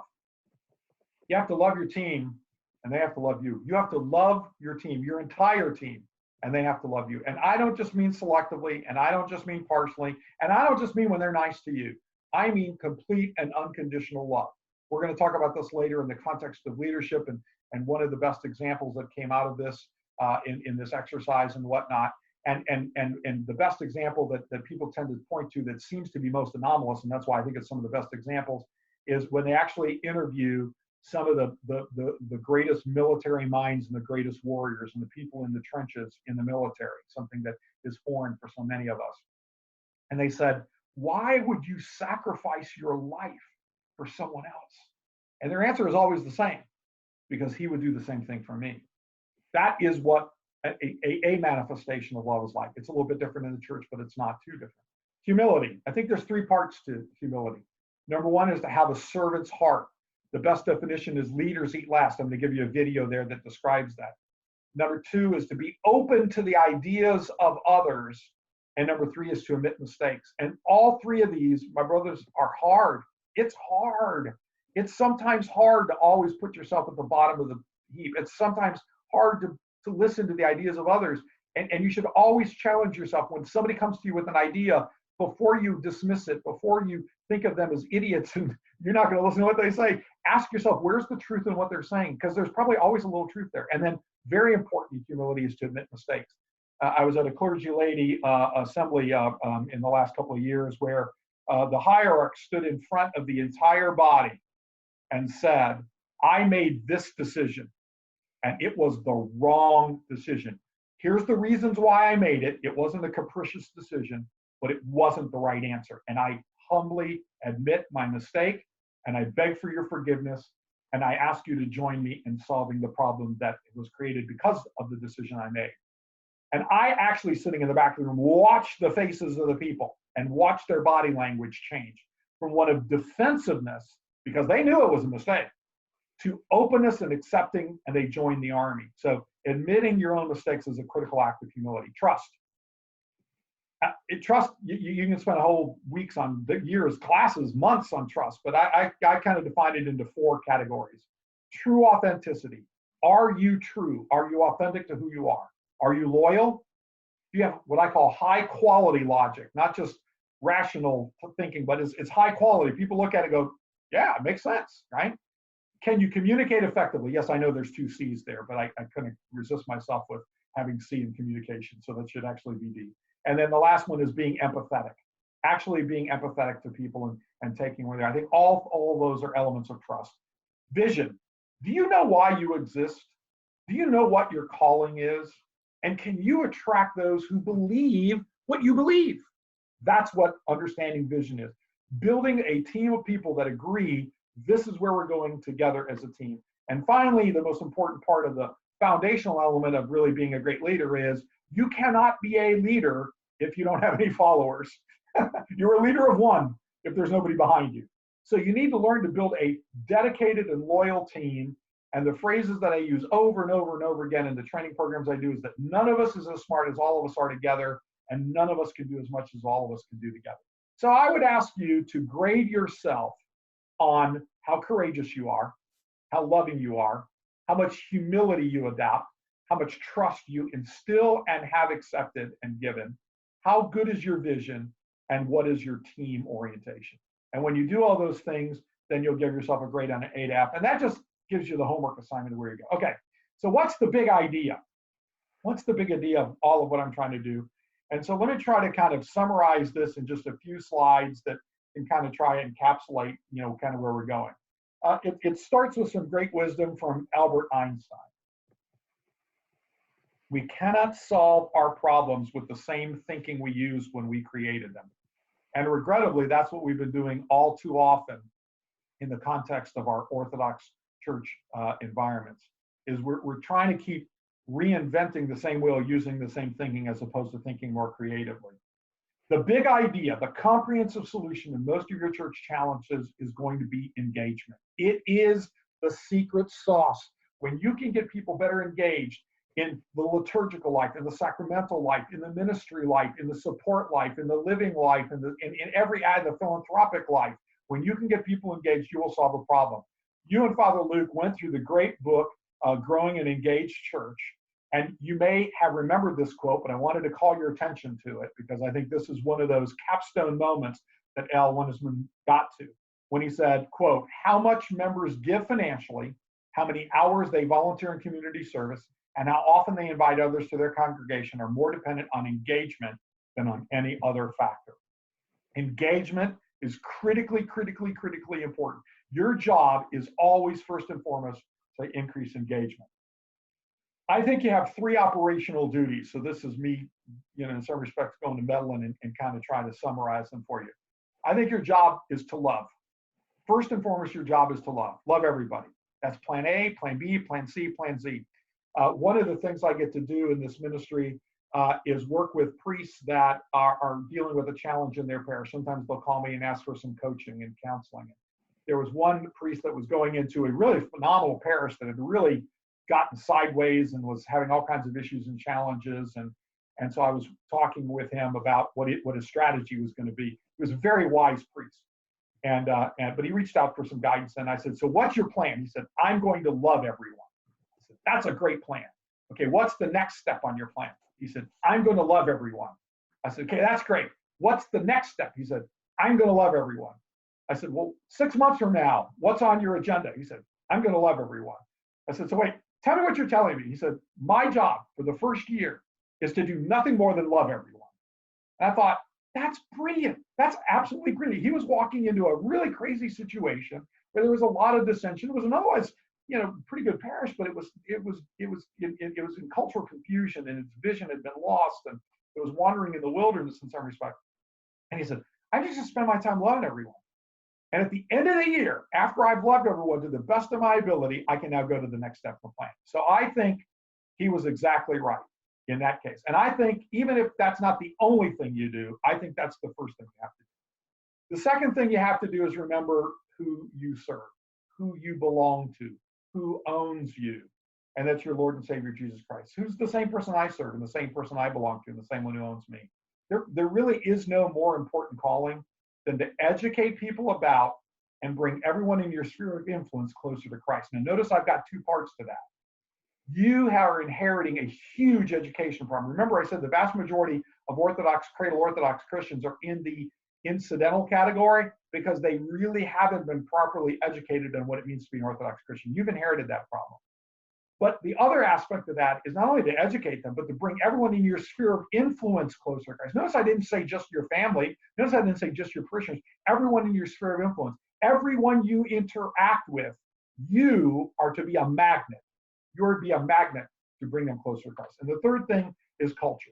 And I'm going to say this over and over again until maybe it makes some sense, because I suspect this is not something that was spoken a lot about in your seminary classes. You own the culture of your parish. You have to lead the culture of your parish. Now, maybe when you come in as a voitho, as a second priest, you obviously work for Provocative and stuff like that. But ultimately, you, the clergy, own and have to lead the parish's why. Does the parish know why it exists? Does it know what its culture is? Is it an intentional culture? Does it have a vision? And when I say why it exists, everybody goes, oh, yeah, we know why we exist. And there's no parish I've ever done a plan for, no ministry I've ever done a plan for, no organization I've ever done a plan for, that once we get done with a why discovery, a process, and there's a process that I use to get people to understand why they exist, doesn't come away with a very different understanding of why they exist than they ever did before. But you own that. So your job is to love. Your job is to bring everybody closer to Christ. Your job is to own the culture. But John 13:34 actually gave you your priestly operational duties with one word that applies to everyone. And I want to just quickly cover these 10 elements of it. Now, I know I'm throwing a lot at you in a very short period of time, and I don't expect that you're going to be able to absorb all of this at once. That's why this presentation is up on the website. That's why hopefully we're recording this and you can go back and look at this. And if you find any value in any of this, then by all means, I pray to God that you do. But I will tell you that if you go back and check as you progress down your career against these elements, what you'll say is that there's truth in this. Not because I said it, but because all of the experience of everybody that's preceded you and all the experience and the wisdom of the research that's out there has pointed this out. So your first love job is to love God and Christ. You've got to trust in them and the Holy Spirit in everything you do. No matter how hard it gets, no matter how challenging it gets, no matter what challenges come your way, you've got to love God and Christ, and you can't ever lose that sight. I know you get that. Next, you have to love your community. You got to learn their names. You got to learn their family details. You got to go to all the organizations. And this is the tough part for those of you that are introverts. And by the way, we know that a lot of men are called to the priesthood who rate high on the introversion scale. I mean, that's actually been demonstrated. This is really hard for those of you that are introverts. This is where you're going to have to work very hard. Your job is to love your community. Now, you can pray for your community in solitude, but you can't love your community in solitude. You have to love your community in an interpersonal exchange. That's part of what makes this whole distancing problem that we're dealing with a little bit problematic, although there's many ways you can love people without actually being in physical contact with them. But you got to love everyone, and you got to meet everyone, and you got to learn their names and their family details, and you need to go to all the organizations. Thirdly, you got to love yourself, your family, and you need to make both a priority.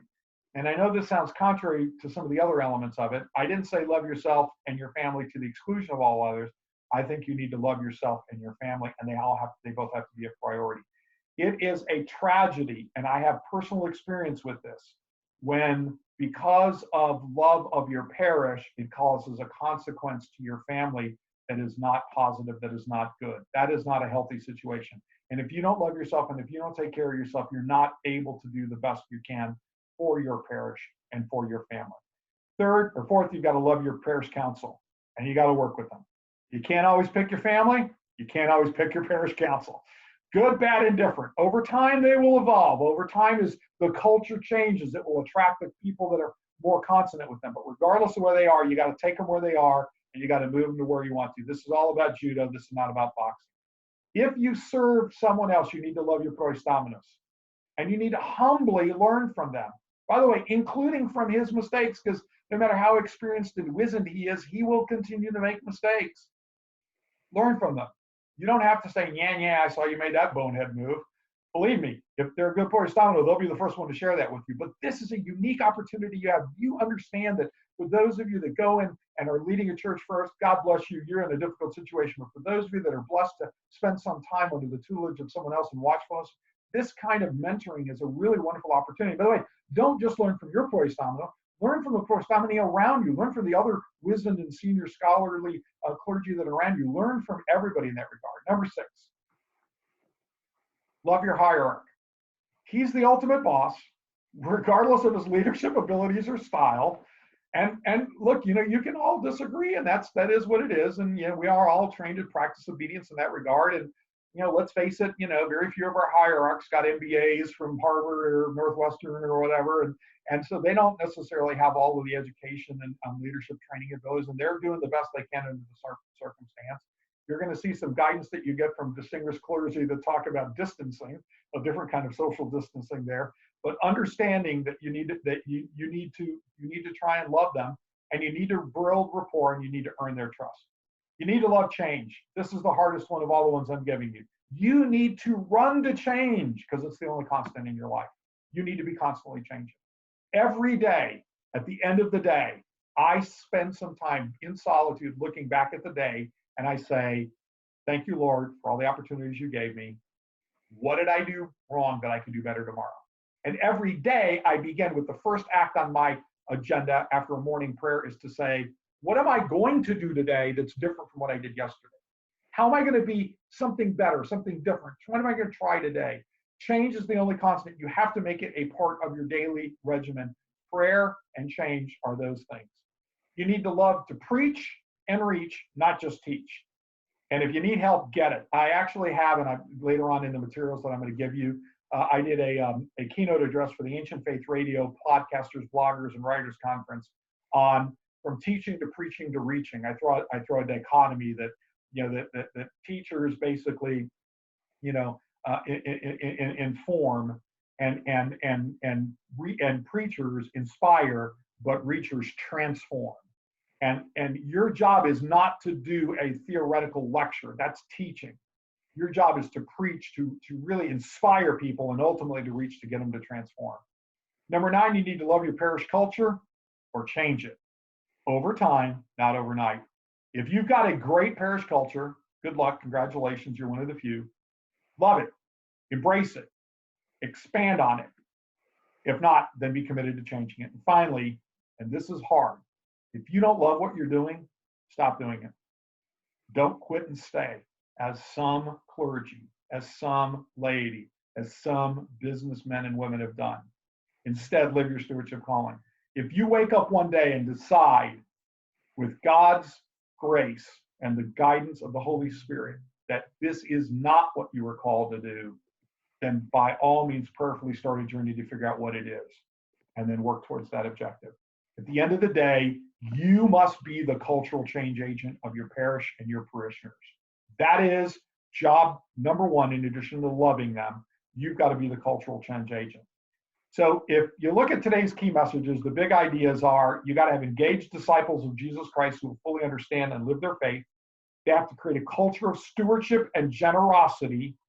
You have to have clarity as to why you exist as a parish, supported by a vision and a plan to achieve it. The best basketball coach of all, Coach John Wooden, 10 NCAA championships in 12 years, 7 in a row, defined success as follows. He said, don't measure yourself by what you have accomplished, but by what you should have accomplished with your ability. If you don't have a lot of ability, accomplishing a little is fantastic. If you've been blessed with a lot of ability, accomplishing a little, even if it's more than what others have accomplished, is a waste of effort. Now, there's 2 successes. Science has proven to us that there's 2 things that measure success more than anything, and they're not necessarily what you might think. The first most important measure of success is nothing more than grit and hard work. There is empirical research now that shows the greatest predictor of success and accomplishment at anything, in a job, in an activity, in a ministry, is grit and hard work. It's not intellect, it's not education, it's not even luck. They've isolated for all those variables. Now, yes, higher intellect helps. Yes, more education helps. Yes, luck helps. But far and away, the single strongest predictor of success is the level of grit and hard work one devoted. So even if you graduate in the bottom of your class, that's okay. They will still call you father. And you can still be among the most successful through grit and hard work. We think about Steve Jobs as this great visionary, and indeed he was, and he never even finished his classes. This applies in your church, at your home, and in your personal life, and you need to model the behavior you want to see in others. If you are lazy, you have no right to expect anything else but laziness from your fellow parishioners. If you are lazy, you have no right to expect anything else from your proistamino, from your family, from your kids, from everybody around you. If you are the hardest working person that they can see, if you are, in basketball parlance, we call it diving for loose balls. If you're constantly diving for loose balls, trust me, you will inspire that behavior in others. Grit and hard work, don't ever forget that. And the second thing is patience. And this is the other most difficult part. Your own and your parishioners and your parish's leaders' habitual shortcomings didn't happen overnight. It's been decades of neglect, so they can't be fixed overnight. You've got to be patient.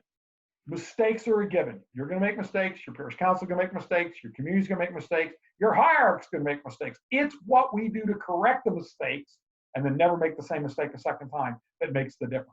Don't beat yourself up over the mistake. Beat yourself up only if you don't fix the mistake and never make that mistake again. Father isn't a title, it's earned. So ask for help, because you can't know it all, no matter how you are, no matter how smart you are, no matter how gifted you are. Be patient enough, be humble enough to do it. Now, I've developed a simple definition of stewardship that I didn't really develop. It's pretty self-apparent. It's what you do with all of the gifts that God gave you. If you can impart this level of understanding to your faithful, that that's what stewardship is. It's not just about the money, it's about what they do with all the gifts, then they'll understand it. And the way you do that is by teaching them that everything they have is not yours, it's a gift from God. Everything, your abilities, your talents, your very life and existence is a gift from God. Ultimately, it's going to get a lot easier when we teach the fourth T, the tithe. And I ask you to be unapologetic tithers and preachers of tithing. It is what the gospel taught us in the Old Testament and in the New Testament. There's wonderful passages from the Gospel of Matthew that preaches. St. John Chrysostom talked about it in the 4th century. It is what we're called to do. You have to practice it. You have to teach it. Other principles that I teach are what I call W squared, own the watch, and you will own the wallet. Everybody tries to go for the wallet, forget the wallet. Go for their time. Every research study ever done shows that when you get people engaged, the money follows, and it follows in much greater amounts than if you ask for money. It's all about engagement. The second principle I always teach is that the mob was wrong.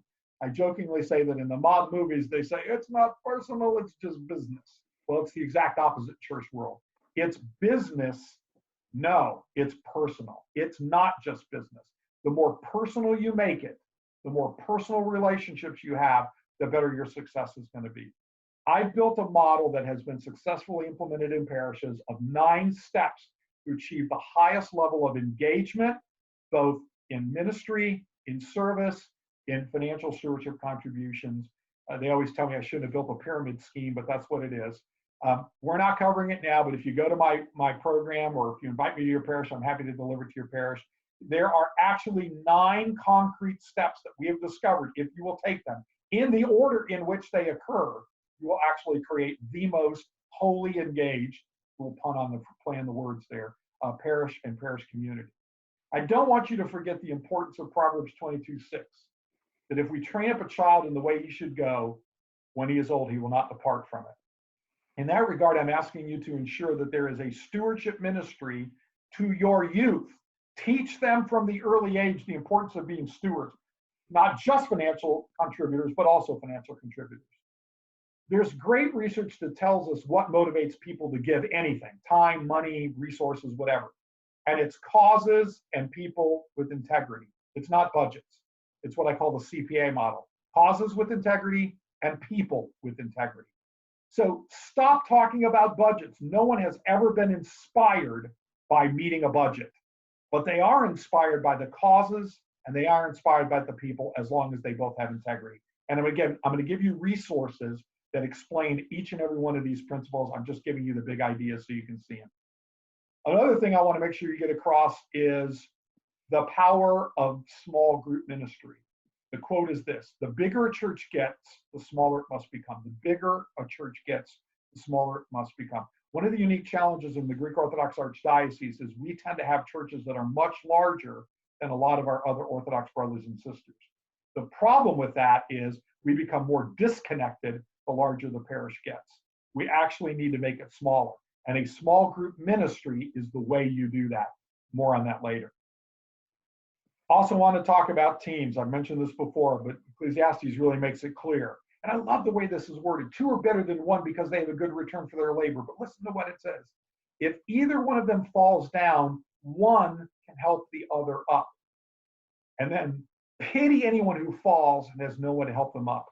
As a priest, you will be very isolated in your parish. You are, in some respects, the top of the pyramid of your parish. If you don't surround yourself with a good team, you will be less effective and you will feel very alone.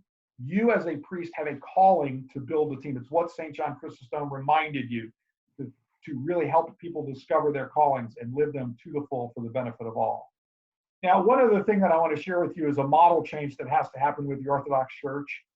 And the question I ask people is, can you think of any effective organization that is using the same operational structure that we used 65 years ago? And the answer is no. No organization has survived in the same operational model 65 years ago, and yet that's exactly what we've done in our churches. I'll give you a quick oral history of the history of Orthodox Church in a few slides in less than a minute. In the early 1900s, Yaya and Papu would get together and they'd dance a sirko, and they'd recruit like an itinerant priest to come around every 6 weeks or 6 months to do some service.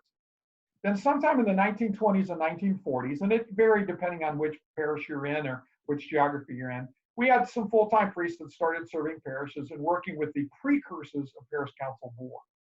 In the 1950s in Orthodoxy, we finally had professionally trained priests like yourselves coming out of great seminaries like Holy Cross that were working with elected parish councils and boards that reported to the parish assembly and ultimately were accountable to the parishioners as a whole, right? That model that we are operating on in our parishes was created in the 1950s. It is the exact same model we're using today. The church of the 50s that I grew up in and Father Luke grew up in is very different. I walked to my church. Almost all of us walked to our churches. Everything I did was centered in my church. When I played basketball, it was a church. All my activities were centered around my church. Now, none of us walk to church. None of us, all of our kids have activities that are all over the place. The church has evolved. The world has evolved. Our model has not evolved. So it's really fundamentally a time for change in the operational model of the church. And the model that we will move to, and systematically we're getting there slowly but surely, is referred to as a council of ministries model. It's an operational model where, yes, the clergy and the parish leaders stay at the center, but every one of the parishioners attach operationally to the ministries that they are engaged in. Now, listen to me clearly. I'm not speaking ecclesiastically. I'm not speaking sacramentally. That attachment is to the church, in the church services, in the church itself. I'm speaking operationally. And we attach them to the ministries. And the leaders of all of these ministries form the council, which together with the clergy and the parish board serve as the leaders of the parish. This is a whole new model that will transform Orthodox parishes. And in the parishes that have gone to council and ministry models, they've seen amazing success. Don't have time to cover it right now, but let me just tell you the end is near. And you can see it because the end is right behind him over there. So let's get to some key messages. We will not have effective parishes until you have engaged disciples, a culture of true stewardship, and clarity as to why. To do this right, you have to own the change of culture in your parish. So the question is, are you prepared to lead a change of culture in your parish? If Father Luke has taught you nothing more, if all the people that you've talked about and all the reading that you've done hasn't taught you that you need to change the culture in your parish, then you're not paying attention. I'm not saying the ethnic culture of your parish. We'll talk about that in just a second. So here's a question I ask every parish. What's the brand of your parish? Now, that sounds like business terminology, so let me ask you the question. If your parish ceased to exist, would anyone in your community notice? I mean, other than they'd miss your Greek festival. If your parish ceased to exist, would anyone in the community notice? And regrettably, for parishes, not Father Luke's, not some others, but for many parishes, the answer is no, because we are internally focused, not externally focused. We are not serving the broader community. We are not a force within the communities, other than they like our food and they like our dance. One of the questions I ask you to ask yourself, and one of the rules I ask you to apply, is you cannot master what you do not measure. You cannot master what you do not measure.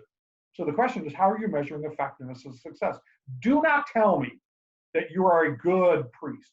Do not tell me that you have a good Sunday school. Do not tell me that you have a good Bible study, unless you tell me what is it that you're measuring and how effectively are you measuring that. Now, this is introducing what sounds like business principles, but is not, into the church world, but it's something that's critically important. So one of the things that I have done is started to create a series of what I call dashboards. This is what we do in the business world. They give you some simple metrics that you can look at. I'll give you the easiest one to look at. This is a financial parish management dashboard that I created that I share with parishes. Stop looking at a million things. Here are 11 things you need to look at. And you look at how we're doing this year, last year, and the year before, right? And it's a simple dashboard that if you look at these metrics, you'll have the greatest insights into the financial aspects of your parish. The problem is we don't have dashboards like this for most things we do. This is actually an easy one on the financial side. Everywhere I go, I ask parishes, do you have a good Sunday school? They go, yes, we have a great Sunday school. And I go, how would I know? And they look at me like, well, we think we have a great Sunday school. And I said, well, I hope so. You invented it. I hope you didn't invent crap. My question is, are you the beneficiaries of the Sunday school program? They said, no, the kids are. I said, well, then what you think is not important. Tell me what I could look at that would tell me you have an effective Sunday school. And they usually fumble and bumble around for a while, and then eventually they ask the right question. They say, well, how would we measure that? And now my answer is, aha, now we're asking the right question. We do not know or have not defined what it means to have an effective Sunday school. So how can you possibly say that you have an effective one? You can say, well, we have perfect attendance. Well, so what? I mean, some of you are paying attention now. Some of you have tuned out. I mean, what I'm saying is it effective? It requires measurement and a methodology behind that. The premise you heard me say before and over again is none of us as smart as all of us are together, and none of us can do as much as all of us do together. Ultimately, without disciples, the dream dies with the dreamer. Look no further than our Lord and Savior Jesus Christ. Look, he could have come to the earth and said, I'm going to give you a playbook. Somebody write this thing down and good luck with the playbook. But instead, the exact behavior that he modeled was, I'm going to pick 12 guys and I'm going to invest myself heavily in those 12 guys. And then I'm going to get those 12 guys to pick 70 and those 70 to pick 70 and those 70 to pick 70.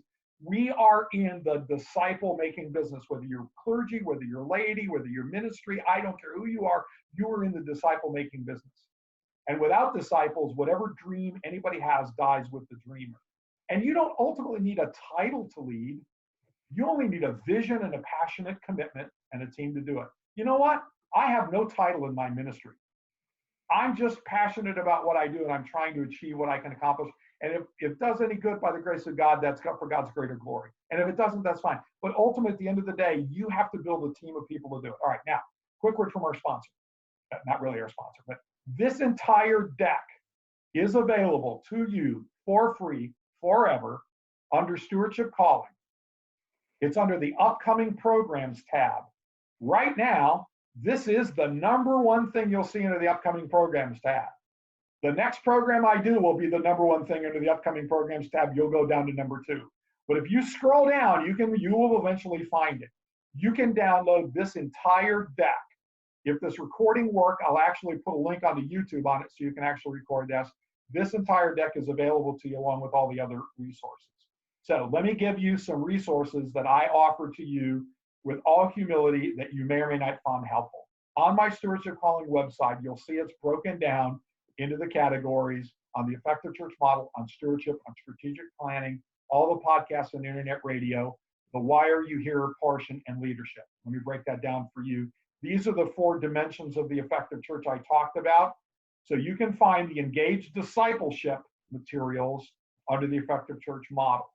You can find the stewardship training, all 15 elements, under the stewardship tab and the stewardship training videos. You can find the church strategic planning content.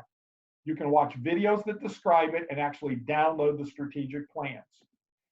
If you are interested in the process of helping people discover their why and live their stewardship calling, I actually did a program on that. It was for one of the Antiochian diocese programs. It's under the keynotes and leadership tab called Why Are You Here? If you're interested in servant leadership, I have a servant leadership program that explains all the elements of it, and it has all the materials on it. And then I alluded to this earlier, if you're really interested in being a more effective communicator, this is the keynote address that I did for the Ancient Faith Radio conference called From Teachers to Preachers to Reachers. You can watch the video, you can actually download the PowerPoint that goes along with that. All of those resources are available to you for free forever. One of the other things I've started to do is work with parishes to create ministry handbooks. And I picked 4 and I've uploaded them onto my website that you can find over there. These are great parish ministry handbooks that describe all of the ministries that are available to the parish. And this is what is used in the stewardship ministry to engage people in the church. The one in the upper left, St. Luke's, is a 1,200 parish. By the way, it's an Episcopal parish, but I guess I'm doing non-denominational work. Then there's about a 600 parish at St. Anthony's and about a 300-400 at St. Nicholas up in Lexington. And then in the lower right-hand corner is Father Barnabas's about 100 parish families since Ralph and Nicholas Seminary, and those available are resources. Now, I believe that you will never, ever, ever stop learning. So one of the things that I do is constantly look at what are some of the best books out there on topics. I'm giving you a reading list that if you want to, I hopefully recommend that you read all of them, but you won't. But you can pick the ones you're interested in, and these are the ones that I think are some of the best on each of these respective topics. Under successful church transformation, it's actually 3 books, but 2 of them, one is the workbook for the other one. It's an incredible book called Rebuilt. I like their subtitle, Awakening the Faithful, Reaching the Lost, and Making Church Matter. And then the other book is called Divine Renovation. They are books written by 2 Roman Catholic priests that took their parishes and completely transformed them into the most dynamic Catholic parishes that you'll see on the landscape. And they give you a play-by-play book on how to do it. These are great church transformational books. If you're looking for books on culture and leadership, these are the 2 books I recommend. I think you already did the Growing an Engaged Church. The second one is Oriented Leadership. It's written by 2 Orthodox guys. It's mostly out of print. Periodically, it'll come back into print, but it's a phenomenal, phenomenal book on culture and leadership. On operational excellence, there's 2 books that I highly recommend. One is a phenomenal bestseller called Good to Great by Jim Collins. And then a more recent one that came out is called The 4 Disciplines of Execution by the Covey Organization. That book is so phenomenal. I think it's essential reading. I think you've got to stop what you're doing and pick up that book and read it.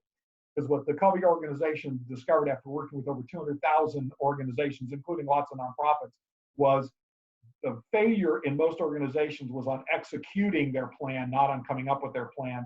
They created the 4 disciplines with 4 very specific elements of it. I am now using the 4 disciplines of execution in helping smaller parishes develop their plans.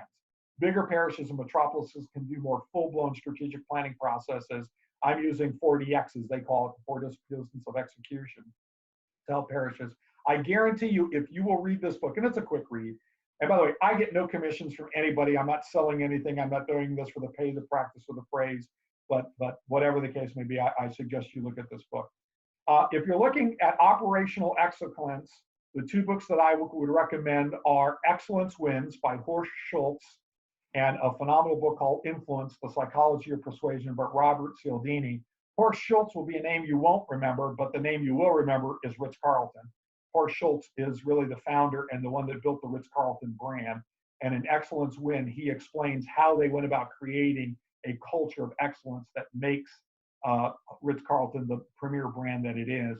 And Cialdini's book is actually a series of books that he's written on how you can persuade people to do things. On stewardship, there's a series of books that I recommend. The Paradox of Generosity and Not Your Parents' Offering Plate, Passing the Plate by Dr. Christian Smith, who's one of the great thought leaders in American Christendom today, and then a phenomenal book called Mega Gifts by Gerald Panis.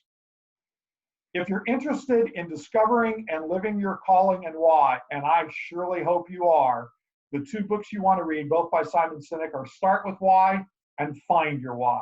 And I do a why discovery process in every strategic plan I do with every parish. 2 other books that I recommend in Calling and Purpose are written by the same guy, Bob Buford. One is called Halftime, and one is called Stuck in Halftime. Buford's premise is that you spend the first part of your life trying to be successful, and the second part of your life trying to be significant. And the time in between is halftime. It never happens halfway through your life. With regard to youth reading, there is a required reading list. 2 of them in particular that I recommend are You Lost Me and Unchristian. They're both written by David Kinnaman.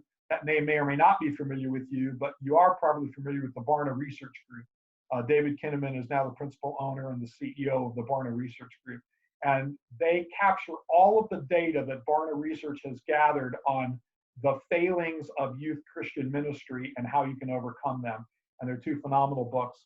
And then 2 other books that I highly recommend is called Almost Christian, and then the phenomenal, phenomenal program that Steve Christopher and the folks at Y2AM created called Exodus from Orthodoxy, and they now have their Effective Christian Ministry program. If you're looking for books on healthy parishes, the 2 that I would recommend you read are called The Unstuck Church, and Canoeing the Mountains, Christian Leadership in Uncharted Territory. And these are two guidebooks that kind of help you move through changing parishes to create a more healthy culture within the parish. And then kind of two other ones. Now this is really out there if you're into this kind of stuff, but I'm telling you, this is a game changer. This is called Finite Games and Infinite Games. And I wish I had more time in today's program. I don't. I'll be happy to stay on for as many questions as you have afterwards about this. But it's understanding that in church world, we're actually playing an infinite game, but up to now, we've been treating it as a finite game. And that is a critical shortcoming. The book on the right, Jim Carse is the one that first started this in the 1960s. The one on the left is Simon Sinek's new version that came out last year. That's absolutely phenomenal. And then two books that I also think are required reading for anybody involved in any ministry activity, both written by Robert Putnam. He's a Harvard researcher. The initial book, best-selling book, was called Bowling Alone, and the sequel was called Better Together. And Bowling Alone they looked at every kind of organization in America and discovered why did most organizations rise and then fall to irrelevance, and what was the distinction that allowed the very few to continue to grow. That was what was featured in their case study book, Better Together, one of which, by the way, was a church. There were 12 different case studies they did Better Together. One was the church. And what they discovered was the critical differentiator to a successful organization, and by implication, a healthy parish, is high social capital. The collective value of everyone you know, your social network, and the desire to do things for each other that fosters reciprocity. Now, I'm going to not cover in any great detail, but I have a suggested TED Talk YouTube watching list that I'm giving you. For those of you that are not into TED Talks, you'll become addicted. The first one, and the one that I think is required watch, it's 18 minutes. I think it is now the #1 watch TED Talk of all. It's Simon Sinek's Start With Why. It's the basis of a why discovery process that I lead every parish through. You'll see the link there. This is the one that provided the research that showed that the biggest contributor to success is grit. And Dr. Angela Lee Duckworth did this a phenomenal TED Talk. As you can see, it's already gotten over 19 million views on it. These are all, remember, the concept of the TED Talks are 18 minutes or less, with the exception of the next one I'm going to give you. This is the only one that I'm aware of that went longer. It's 30 minutes, God rest his soul. They let Billy Graham loose, and he talked about technology and faith. It is absolutely phenomenal to see Billy Graham addressing a TED audience, which is not exactly the most Christian-friendly audience, and embracing them in a way that was just most extraordinary. Another one that's really fantastic is Rick Warren did one on leading a life of purpose, and he talks about his journey through the church that he started all the way through to now his purpose-driven life thing, and how he went from just being a tither, where they gave 10% of what they made to the church, to being a reverse tither, where they live on 90% or 10% and they give away 90%. Just a phenomenal story. In the leadership area, Simon Sinek did a great book called Leaders Eat Last. And this is the TED Talk that he did on what good leaders and why they make you feel safe. I recommend this again as a great leadership study case. Again, 18 minutes of your life. The best study on youth and religion, bar none, is the National Study of Youth and Religion. It's now housed at the University of Notre Dame. It started at the University of North Carolina. The principal investigator is Dr. Christian Smith. This is a YouTube talk he did in 2008 to a Mormon audience, interestingly enough, and it's on his book called Soul Searching. It is worthy of watching. I will warn you, it's a 1-hour video. Simon Sinek did an incredible 45-minute talk on leadership, basically to a Google group, and it's called Leaders Eat Last, and again, it's a great leadership. And then finally, I'm going to share with you some empirical studies that I suggest you spend some time with. This is the aggregation of the greatest research on generosity. It's called the Science of Generosity Studies. It too happens to be housed at the University of Notre Dame, and you can download any study you want on generosity, and you'll find it there. The National Study of Youth and Religion that I refer to as the longest running study of youth and Christianity. It's a 15-year longitudinal study, and it's got phenomenal data and information. Here's some of the latest data on religion in America from the Pew Form. And again, I've given you the URLs at the bottom that you can link to. And here's the great data that Gallup has accumulated in their over 60 years of aggregating data. And then more particularly, Pew did a study on the decline in Christianity over the last decade. And you can find that at this URL link. And here's something special. This is really, really special. This is for you guys and you guys alone. I reached out to some of what I think are the most successful and experienced clergymen. And I said, give me your anonymous, unfiltered recommendation to soon graduating seminarians of what you've learned for over a decade. Now, this is, they're just their ideas and their opinions or recommendations. They do not necessarily represent the opinions of Holy Cross or Father Luke or me or anybody else, okay? This is unvarnished, their recommendations of things for you to consider, and it was done anonymously, so they were being very direct and very honest with you. And there's about 75 items that these very, very distinguished clergy, I'm not going to mention the names, but if I mention the names, yeah, they're really good. I have downloaded them all into one document. You can go to the page that I created for you guys, and you can download that. I would highly recommend you read through those, because that's the wisdom of your predecessors. Finally, I offer a bunch of podcasts. Again, it's all for free. Every month there's a new one or two. But here's some ones in particular that I would ask you to just think about listening to. Most of these are either 50 minutes, some are hour and a half, okay? This one's a little bit longer. This is on generosity, how you create a culture of generosity in your parish. This, I think, is a phenomenal one that you ought to listen to. It's on donor fatigue. It's everything we're doing wrong in the communications in our parishes about giving. And I interviewed Father Aaron Warwick, who's an Antiochian priest who finished a master's degree in development. And we did basically his master's thesis. And his master's thesis you can actually download from my website also. But it explains why the communications you're doing in your parishes aren't working. Here's a program I did with Nick Casimiotis, who's a development officer at IOCC, on the tithe that I think is really helpful. The one I referred to earlier, the two-part series on effective sermons on homilies. I did 3 different sections on youth stewardship with Steve Christopher and Ann Bezarides. Here's an updated one from May 1st, 2019. I'm giving you the dates because if you go to my website and you go to the Internet Radio tab, you can just scroll down to the date and you'll find these, right? Or again, you can go to Ancient Faith Radio to the Stewardship Calling pages and look for these. And then I did a 2-part series in 2017 with Ann and Steve on April 30th and July 30th.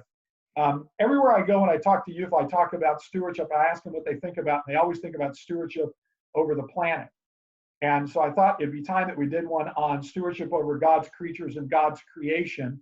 And so I picked somebody who's devoting their lives to stewardship over God's creatures and God's creation. And if you look at the name, you'll recognize it's my same last name. This is my crazy daughter who's currently now she's in the jungles of Brazil. That's actually her astride the first alligator that she ever captured, where they're doing embryology research to see the impact that we're doing on creatures with our environmental pollution and things of that nature. But what we really did was we brought together the science, legitimate science, not quack science, together with legitimate theology and talk about how they are exactly symmetrical and we can do a better job of stewardship over God's creatures and God's creations. You can share that with your youth kids. They tend to like that one a lot. This is one that I did on the 4 Ps of strategic planning. Here's one that's Father Stephen Powley, the Executive Director of the Orthodox Christian Prison Ministry, after we did their strategic plan, and he's talking about that. This is one on trust, integrity, transparency, and accountability in our churches. That's so critically important now more than ever before. And this is just a reminder that every month that has a 5th Sunday and every first Wednesday, you can tune in live at 8 Eastern to Stewardship Calling. This is again the reminder of where your materials are. Okay, she's warming up. It's almost over. So here's some kind of final thoughts just to kind of wrap up what I have to say. It was St. Isaac the Syrian who said that always consider yourself as needing instruction so that you may be found wise throughout your life. And in my experience, what I have found, the people that I always think of as the wisest are the biggest students. They're always learning and they're always trying to learn. So don't ever think that you're ever at the end of your learning ministry. That's part of the reason why I try to provide these resources and these materials. And there's many others. I'm not suggesting mine are always the best. Brother Aristotle was the one who taught us that we are what we repeatedly do, and therefore excellence isn't an act, but a habit. Doing one thing right is fine. It's good. It's a one-off.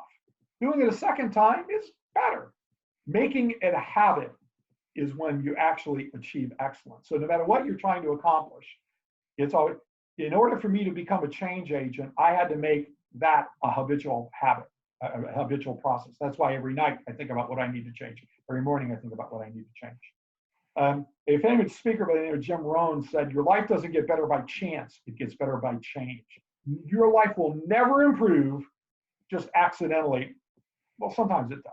But for the most part, if you make a conscious choice and a decision to change something, it will.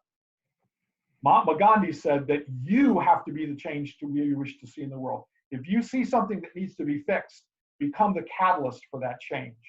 And there's an old Chinese proverb that says the best time to plant a tree was 20 years ago. Second best time is today. Folks, I can't do anything about my misspent youth. I can't do anything about your misspent youth. But what I can tell you is if today you decide to plant a tree, you may not be around to see the shade or the fruit that it brings, but it will be something that will be lasting.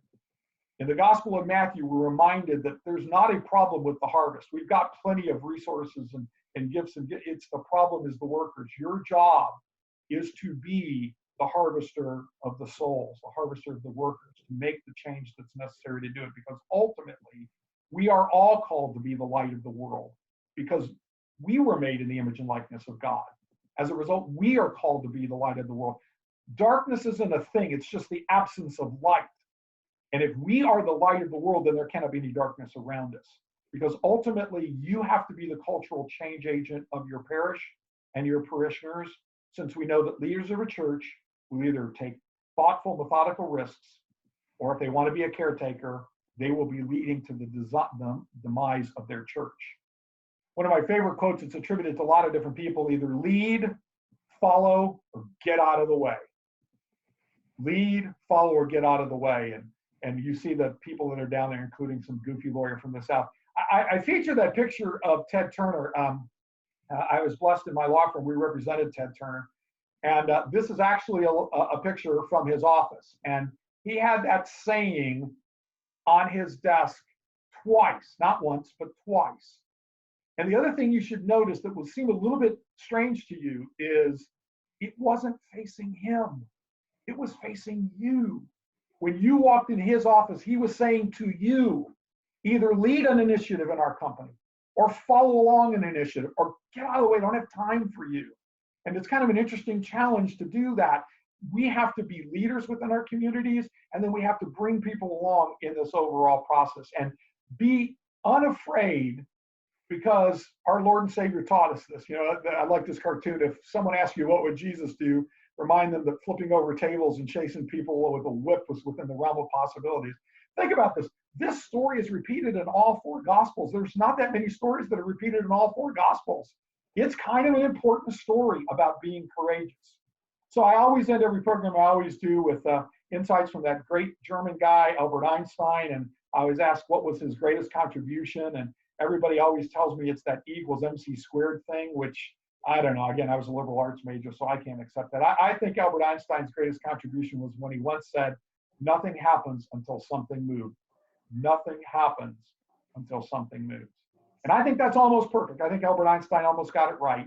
So I finally end with the Marianist corollary to Albert Einstein's principle.